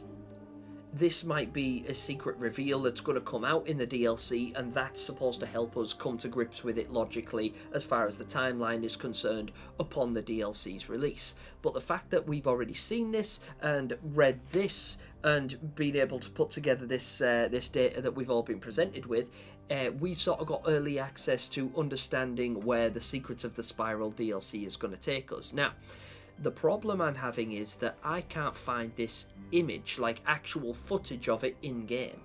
I thought I found it because I was combing through. I've even called this file Found You, and I found this. If you look behind, so right here, this is in the carnival section when you're still in the underground, right? And if you look right here behind this puppet, there it is, right? in the background of this image. That right there is this poster. Yeah, we're in agreement there. This poster is that poster. Now, I showed this to fellow Little Nightmares theorist and content creator Step, who is in the chat at the moment, who very correctly pointed out that I am wrong. That is not that. Because Law's image would be visible in this. You'd at least be able to see, like, maybe you can make out a little bit of a foot there, but his head is higher up, like it's pretty much directly under the banner, right? And as far as this artwork goes, his head is not visible anywhere. Law is not visible in this image, which means that it's the same backdrop, like the text on them, the text is the same. This, it looks like it says fast, fast, backwards. It's there. The text is the same, the stars are the same, the nuances are the same, the colour is the same, the palette is the same. Everything about the image is the same, apart from the fact that Law is not in it. So Step is correct. This is not this. It just happens to share a background, which means that these images, this could be the poster used to advertise any and all of the attractions. One of them might be depicted behind this dummy's head. It might just be crouched down or hugging its knees, or it might just be a character that's considerably smaller than Law. Or this could be a blank one. You know, like star attraction to be confirmed kind of thing. But the point is, this was the closest reference I could find to this image. I cannot find this in game. I can't find this anywhere in game. The closest I could find is this. And as Step quite correctly pointed out, that is not the same one. It's very similar, but it is not the same one. I just thought it was very fitting. I was right next to this big bullseye here, and it was like, oh my god, I found it, I don't believe it. But then upon reflection, when I've had a closer look at it, and when Step has been good enough to point out, well, actually, Gem, you're wrong, it turns out I am, sadly. And so I can't use this image to substantiate my theory. I can't use this as evidence to substantiate my theory because this does not contain Law. So I need you guys to help me. I'm going to be doing it myself as well, but I need you guys to help comb through the game, frame by frame, chapter by chapter, just as and when you play. I'm not saying you have to go in and make a point of it, but it would really help me if you can find this image in the game. I don't know where it might be. It's no promises it'll be in the carnival. It might not be. Step has had a good look through and he was unable to find it in the carnival. I've had a good look through and I haven't been able to find it in the carnival, at least not in the deep dive I've done so far. I may happen across it at some point or another, but it definitely seems to be that like it's in the game somewhere, we just don't know where. So I would like to say, if any of you guys, the first person to bring me a screenshot of this image, the first person to bring me a screenshot of this image in game will be getting a huge shout out in my next theory video. How about that? Does that sound fair? Like, because I can't find it. Well, I might not be able to find it. I haven't found it yet. I think it's most likely in the carnival, but I've had a good comb through the carnival, and so has Step, and both of us have pretty keen eyes, and neither of us were able to find it. This was the closest thing that I was able to find, but granted, I am capable of missing stuff. I missed a lot of stuff, which is why I replay the game over and over and over and over again. The most likely place that it's due to show up is either in the carnival or potentially in the candy factory, but not likely. It's most likely to be in the carnival section somewhere, but it's got to be well hidden. And I would recommend having the brightness pretty high, because as you can see, I've got my brightness maxed out on this particular image, so I had a better chance of finding it, and I pretty much had the flashlight on every wall all the time. So yeah, that is my current dilemma. There is indeed a small statue with a signal tower in the display case. Mouse Flash is absolutely right. And I think that's dope as well because it's such a cool little nuance. There's loads of references. This area right here, a lot of people argued that this area was really dull and boring and didn't add a lot of the story. But I feel like this entire area was just pure fan service. Like, I was able to look at so much in this area. Like, that's a guest mask. That right there, that is a mask of one of the rarer guest models that you rarely get to see in the game. There's so many of these little things that you can chew into, like everything right down to the contents of the claw machine. Like we've seen that. That's in Roger's residence, right? We got the bear doll from the hospital, the rabbit doll from the hospital, the monkey's head from the janitor's area.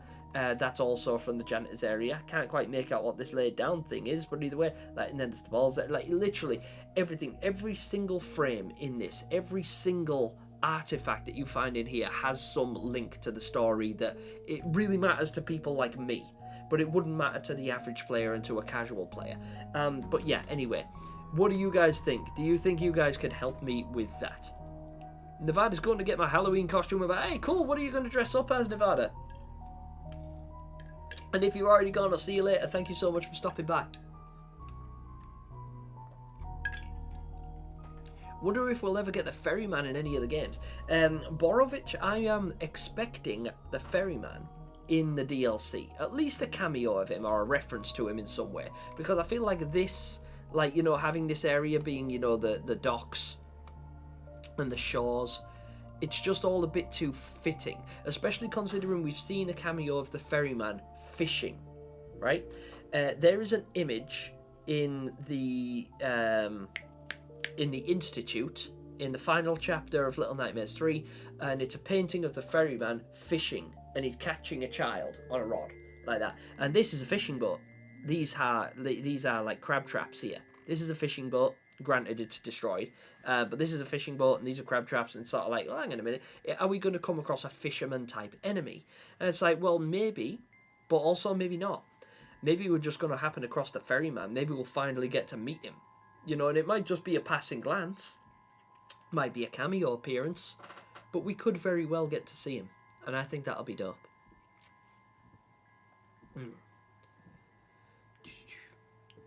Finding an excuse to play the carnival chapter again. Yeah, exactly. Thank you, Kip. Appreciate that.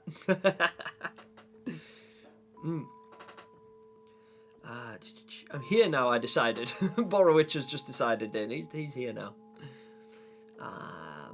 Sorry, I've lost where I was with the chat. Rusty is in the carnival, by the way. He's the kid in the cage with the kin. Yeah, absolutely. He is labelled Rusty in the game files. That's correct. I wasn't sure if that was Rusty or not, but actually looking through the game files, I think it was F Vortex that told me. Well, not strictly told me, but F Vortex revealed that it was in fact Rusty in the game files. To be honest, there's tons of carnival posters in the Candy Factory. It's not impossible. Yeah, it's absolutely not impossible. Counter Curse is absolutely right, which is why myself and Steph both think that that's probably the next best place that you'll find it, because the Candy Factory and the carnival are intrinsically linked. They feed one another. Like, it seems to be like an endless motion machine, like perpetually feeding one another, like the maw and the city. You know, it was like the maw just constantly keeps feeding itself. You know, it replenishes its own supply, and then it uses that supply to energize itself, and then it just recycles it over and over again in a continuous loop. And that's what the Candy Factory seems to do. In fact, that kind of explains the map. It also explains the hot air balloons that are visible both in the Candy Factory and on the vessel is the carnival. They're carrying the same cargo. They do the same thing. That's why there's such an influx of candy. That's why there's so much candy. So even though there is so much candy in the Candy Factory, if you go into the room with the doll, there are revenue charts, and all of those revenue charts say that their figures are going way, way down. They're losing profits. How are they possibly losing profits when they've got so much product, right? It's because the product that they're creating is a front. It's an image, like if like a barber selling drugs. You know, it's like we've done a lot of haircuts this week, but we haven't sold a lot of cocaine. And that's what them charts are reflective of, in my opinion. I'm going to dress up as 11 from season 1 of Stranger. Oh, that's cool. That's absolutely dope. What a good idea. Noon did say that there was rain that had cleared before she arrived, but the mini-kid is still alive, so it doesn't make much sense. Yeah, absolutely, yeah, because I stated that before, didn't I, Tiny? I talked about that, saying that that Noon had stated that the rain had cleared before she arrived. But I must have been wrong about the timeline, because Noon, I said that Noon wouldn't have arrived by then because it's still raining. But it's still raining when we dispose of the Minikin, right? We set him on fire and he falls to his doom. It's still raining. So if Noon didn't arrive till after that, then the Minikin wouldn't have been a thing. But the Minikin was obviously a thing because he chases Rusty. Noon sees him. So it's either it's a different Minikin, or I was wrong about the timeline. I think I was wrong about the timeline. I love the Dark Six and Good Six figures. I want to know where did you buy them and how much they are. I bought them on AliExpress. I bought they're both the same figurine. I can't remember how much they were. They weren't very expensive. They were like £10 or £15 or something like that. The other one, the Dark Six, is one that I spray painted and then went over with glow in the dark purple paint. I like sort of I manufactured the Dark Six one. I basically bought 2 sixes. One of them I left as it was. The other one I turned into Dark Six and got creative because I wanted a Dark Six toy. They weren't very expensive. I found them on AliExpress. Caleb Hibbert, hey, sorry I was late going through the thought stream is tomorrow. Don't worry, Caleb, that's entirely my fault. When I put the advert out, and I do this a lot as well, people call me out on it all the time, and they're absolutely right to do so. I said that I was going live on Saturday the 26th. It's Saturday now, the 25th. Because I fat-fingered and messed up and it won't let you go back and edit. And by the time I realised I made a mistake, I already had like 170-something votes saying, yeah, we're going to be here. So I was like, all right, I just hope to get the notification then, because I can't delete the post and restart it now because it's like 3 hours and the stream will be up. So it's going to look like a last-minute change. And the intention was always to go live at 7 o'clock today. So I apologise, and don't you worry about apologising for that, because you are absolutely in the right. It could just have easily have been tomorrow as it is today. That was my fault for malpractice. Gemini, you're going to play Reanimal? Yeah, I absolutely am. Yeah, I can't wait to play Reanimal. It looks absolutely dope.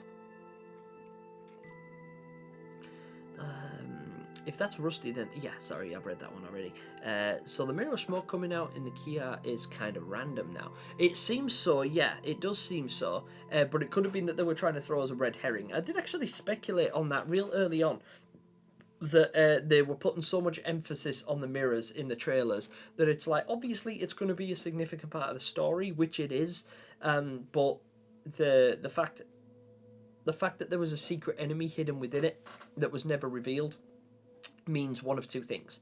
Either it was a red herring designed to mislead us into not suspecting Otto was the primary enemy, or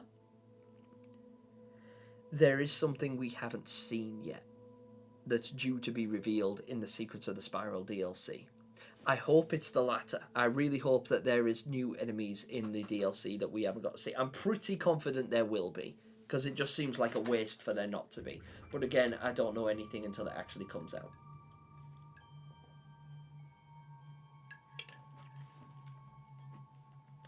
Oh, Mouseflash says, fun fact, Otto, or the hypnotist, used to be the Mirror Man. His normal model has a bone in his rig called Smoke Socket, and his head was modelled to seemingly be cut off originally. This was scrapped though. Interesting, so it seems that the Mirror Man was potentially going to be the enemy that they chose. That's very interesting. And it's very interesting indeed. I'm going to have to start data mining, because there is a lot that can be revealed about a game and the early design aesthetics and choices that the studio made that they don't bother going into to correct or to change. And there's a lot that can be learned about it if you read into it a little bit.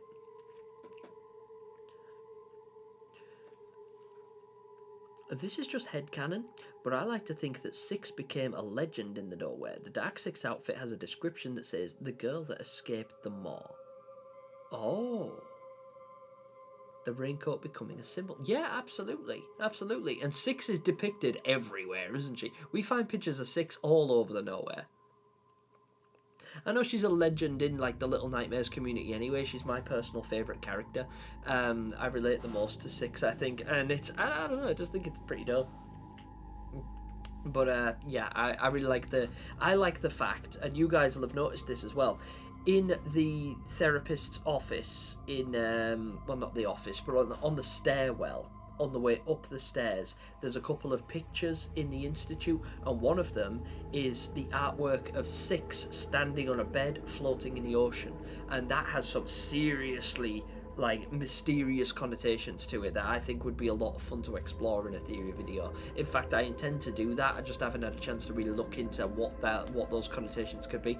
Well, I have, and I've thought about them, but I also think that if I want to give you a theory video, it has to be quite expansive, so I try and make my theory videos at least 10 minutes long, and then give you like 3 or 4 different points with which to substantiate it, so that it actually carries some weight. Because if I could just throw it out there and say, well, that means that CC is probably 6 because there's a picture of 6 in the institute, and Otto is very obviously linked to the institute, so maybe it's drawn from his memory as well as blah, blah blah blah. But I can't prove that, and I can't substantiate that concretely at the moment without doing a lot more digging and writing a script and going into it and criticising it and then trying to disprove it. And there's a lot of work that goes into making a good, solid theory video. So even though it's fun to speculate on, which is what we're doing now, I will never say anything in these streams unless I have like conclusive evidence with which to back it up.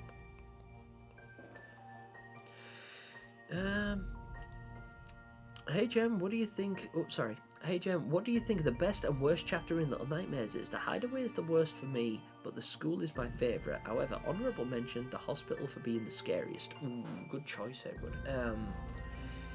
I would probably agree. The Hideaways DLC was probably the weakest area, because although there are some pretty cool story implications to it, you know, it explains a little bit about the gnomes and their purpose within the maw and the world of Little Nightmares as a whole. And it puts a lot of emphasis on puzzle solving. And it was intricate and it was fun, but I think it only really mattered to the people who are as deeply invested in the franchise as people like you and me. Like, you know, the theorists and the hyperfixators and the autistic of us, like me. You know, the people that are able to look at it with those nuanced eyes and be like, yeah, this matters for some reason. But to the average person just playing the game, it's like, alright, are we still doing this? You know, I haven't been chased by a monster yet. You know, and then when you finally do, it's just Roger again. And you're like, well, we've seen Roger. You know, I bought the DLC because I wanted something new, and, you know, the new puzzles with a new character, but I wanted a new monster. When it started out with the depths and the granny, it was very strong. Very strong. It was really, really cool, and it made you super excited. But the depths, honestly, was the best part of the DLC for me, in my opinion. I would agree with you that the worst area is the DLC, the Hideaway. I feel like it was the weakest, and I feel like it did carry something. Don't get me wrong, there was some merit to it, but it was definitely the weakest area. In my personal opinion, the school is the strongest area, but it would be for me because I have some personal ties to the school that I think are very, very important as far as people like me who are raised the way I was would have, which is another reason why the school resonates with me, the teacher resonates with me, and just everything about that aesthetic, it screams Little Nightmares to me. Like, now I can't walk into a museum without thinking of the teacher, because if I walk into a museum now and they've got like an area, like a school board set up like a classroom from the 1960s, I automatically go Little Nightmares. I just got straight into Little Nightmares mode immediately. I start looking around, you know, at the chalkboard. You know, it's an actual blackboard where the teacher writes on it with chalk, walks around with a big yardstick that she hits people with. All of the desks are made of solid wood, and the chairs are made of solid wood. There's no paint, there's no lac, there's no lacquer, there's no there's no veneer. It's literally just like old school, like gritty, like that. I think it's pretty dope. That's my favourite area. But yeah, honourable mention definitely has to be the hospital, because that took something that took it to a whole new level of bull. That it was really scary. I feel like the hospital was scarier than the school as far as conventionally frightening things go, and as far as gameplay mechanics go, it was definitely the scariest section by far. But god damn, the school really, really does it for me for some reason. I thought Raincoat Girl would be Cece. Yeah, exactly, Kip, that's my belief as well. I think the girl in the yellow raincoat is Cece, and I explained that in a video of mine called The Flashlight Theory, which was my second ever theory video. And if you want an expansion on that, please feel free to watch it, because I was really proud of that theory, and I still feel like it holds water. Yeah, Ferryman or the Puppeteer. I think that we're going to get the Performer and the Ferryman, Borovich. Borovich? I'm sorry if I'm mispronouncing your name. But yeah, I would agree with you. I think the Ferryman is going to be at least a character in it. I don't know if he'll be a boss or even an enemy necessarily, but I think he'll definitely be in it. And also, I believe that the Performer from The Lonely Ones will be making an appearance as well. I hope.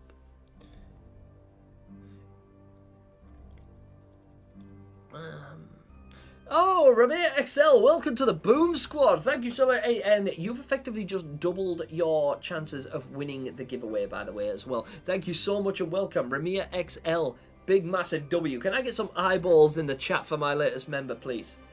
If you would be so kind. I'm going to give you one myself. Here you go. Have an eyeball. Enjoy your all-seeing eye.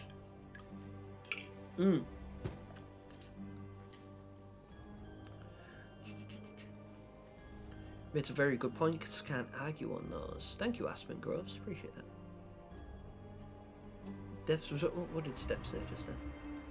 Yeah, I agree. Depths was great. Love the amount of close... Yeah, exactly. The Depths was probably the scariest part of Little Nightmares 1 for me. It wasn't my favourite area. My favourite area was the kitchens, strangely enough, in Little Nightmares 1. A lot of people argued that the kitchens was a weak area. I feel like it was the strongest area in Little Nightmares 1, especially considering the theme of hunger and gluttony being so prevalent in the mall. The mall being based around that, the whole restaurant aesthetic. I think it told the most story. I think the chefs were great. I think they had a brilliant character design. I just loved everything about the kitchens. I thought that was awesome. But as far as the scariest area goes, it was the Depths until the hospital.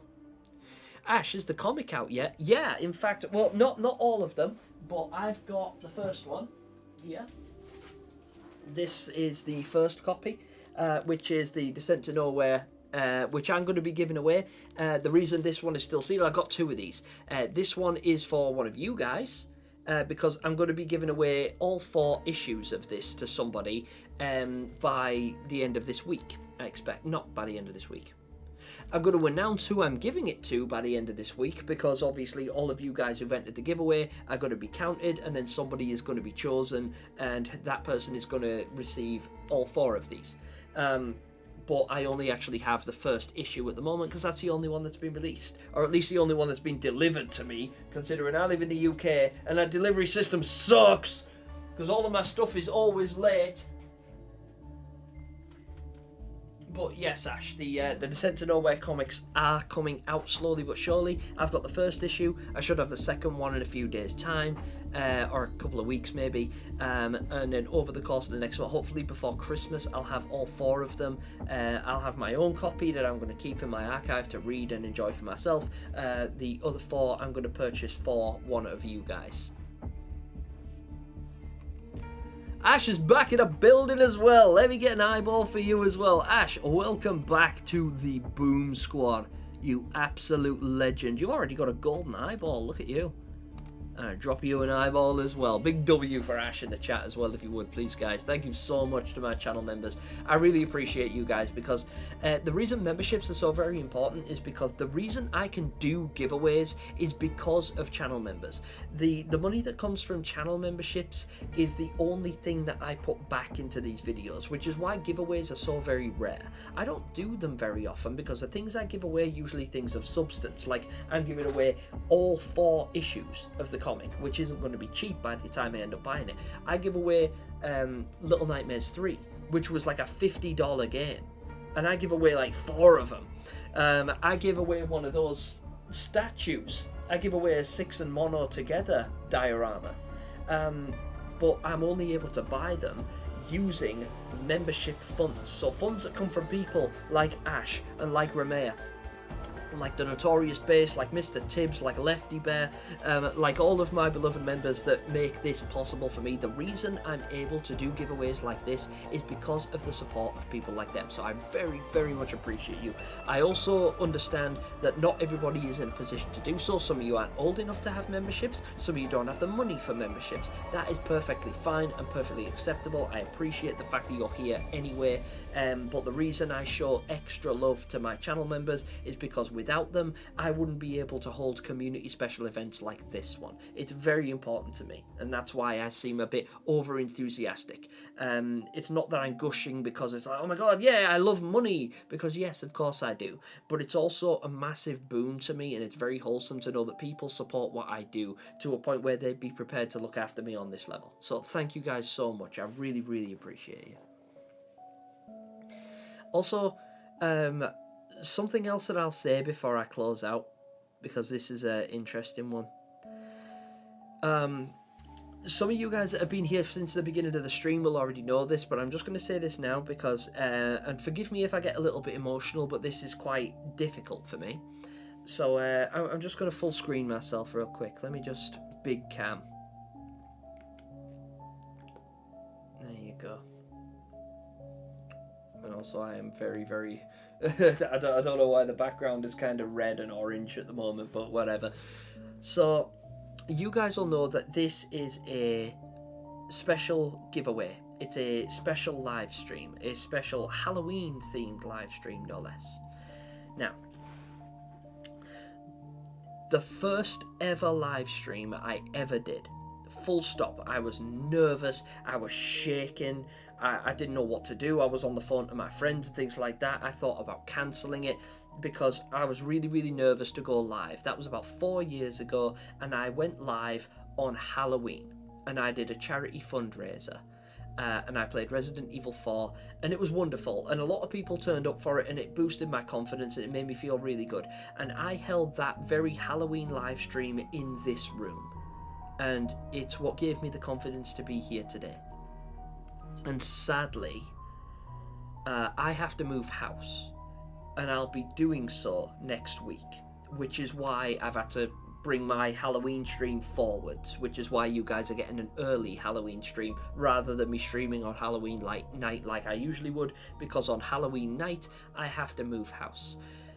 I just find it rather fitting that the first live stream I ever did was a Halloween special in this room, and the last live stream I ever do in this room is also a Halloween live stream. And that is quite emotionally impactful to me, because this room is where I started my channel. Like, there has been magic that's occurred in this room to me. I've changed my life within these four walls, and it is a very, very big deal for me to move. Now, it's not going to change that much for you guys, because the layout of my new property is practically the same as this property. It's not even very far away. So I'm going to move house, and I'm going to set it all up, and there's a good chance that next time I go live, it'll just look like this. You know, the dimensions of the room might be slightly different, and my layout and my displays might be slightly different, but it's not going to impact you guys very much at all. But to me, it's quite a big deal and a significant change. And I just feel like this is quite, I don't know, it's quite an emotional moment for me, because I'm closing out a live stream. And it'll be, when I close out this live stream, I'm never going to turn it back on in this room. It's not like I'm never going to stream again. I'm going to stream again in a couple of weeks. Like, and it won't make that much of a difference. Like I say, it's not a big deal to you guys, and I don't want it to come across like, oh my god, he's quitting YouTube. No, I'm not. I'm literally going to be live again in a couple of weeks doing this. But I won't be here. I won't be in this room. I won't be in this building, in this house. And that makes me kind of sad, because I don't want to move, I have to. It's just an unfortunate circumstance that I'm in at the moment with regard to my living situation, and without going too much into it, I'm unhappy that I have to move, but I need to. So, when I close this stream, it's going to feel like the end of an era, and I suppose it will be, in a way. Funnily enough, I spent the other day taking down my acoustic phone.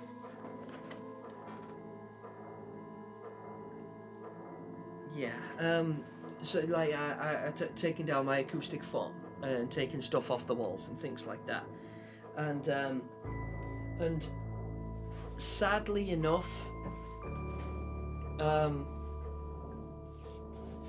whoops, I've just got to cover up the names of these people, because something I discovered is that 5 years ago, when I built this room and I set it up, I had the help of a lot of very valuable people, some of which aren't with us anymore. Like some people I don't get to see anymore.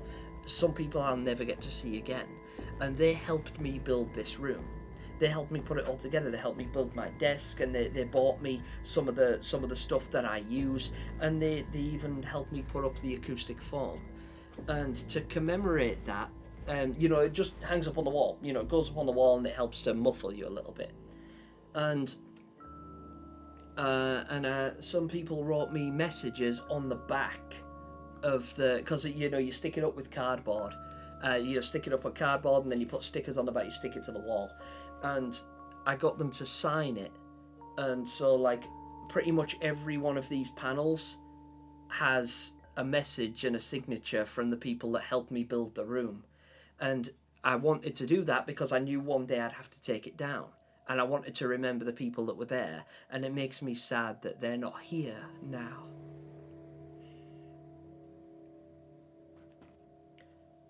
So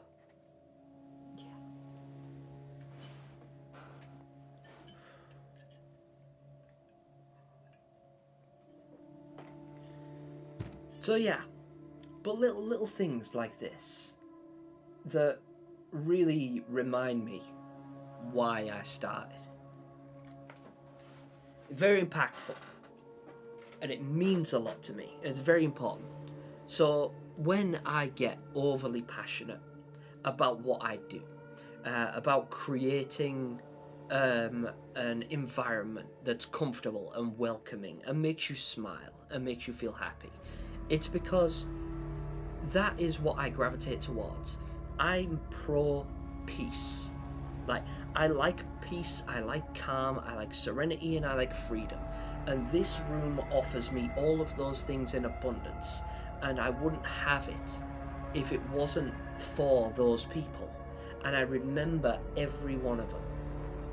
And they're commemorated in these walls. And I won't get to live here anymore. So it feels like I'm closing a chapter. And while I'm sad at the moment, don't get me wrong, I feel sad about this, as is evident by my face.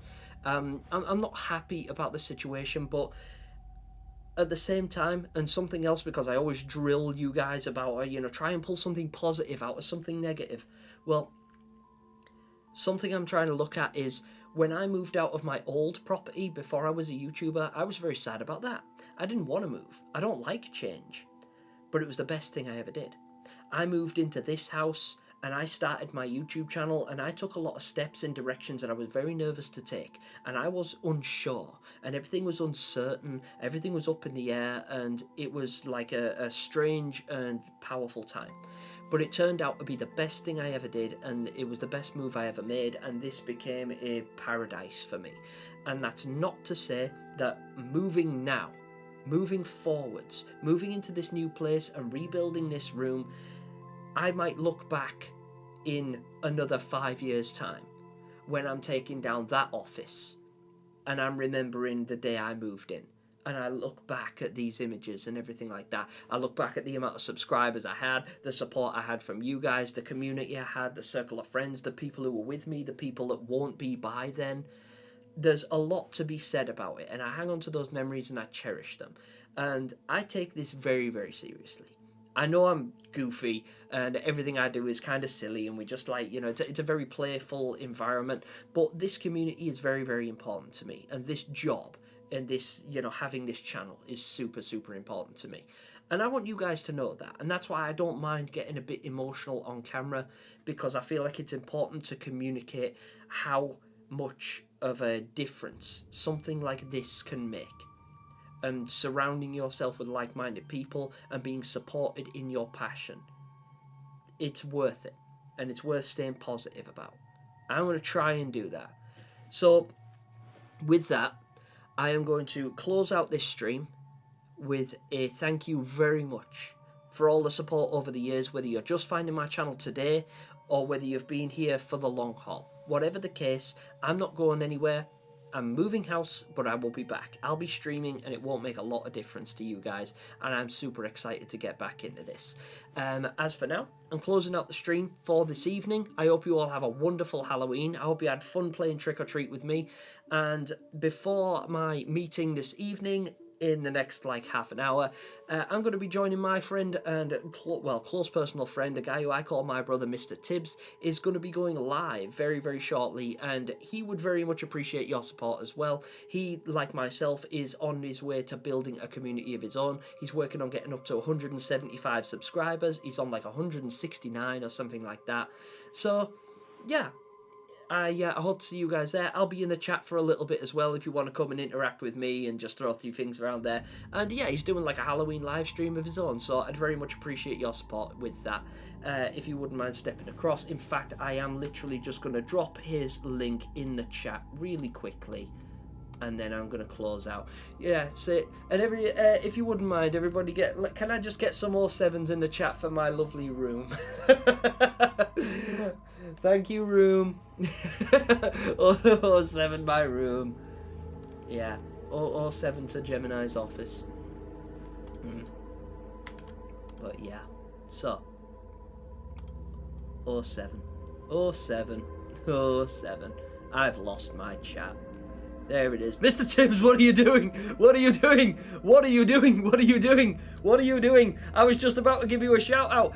That link, I can't believe you've done this to me. I can't believe you've done this to me.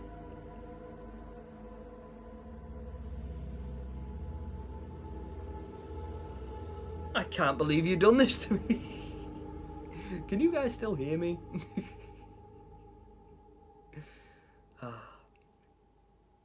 All right. Okay, guys. Well, Mr. Tibbs has just topped off the dono button, so I will suffer with one more of these, and then I'll close out. Thank you all so much. 07's in the chat for my room. Some nice big eyeballs in the chat for my new channel members. Thank you all so much for all the love and support. I really appreciate each and every one of you. This is gonna suck. Screw you, Mr. Tibbs. Please click on the link in the that I've just put up there and support my good friend Mr. Tibbs, and be sure to jump in the chat to watch how much I roast him, because I'm going to roast his ass in a minute. Oh, you suck for doing this to me. You suck for doing this to me. You suck. You suck. You suck. You suck. You suck. I appreciate the generosity and the kindness, but I know what you're doing, and you suck. Oh.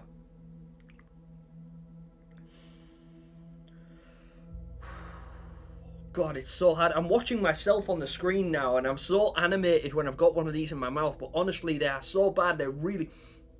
Oh. No reaction. I can't even feel it. I'm not even in the room. Screw you, Mr. Tibbs. This has been amazing. Thank you all so much. Appreciate each and every one of you. But for now, and until next time, that's game over. Bye.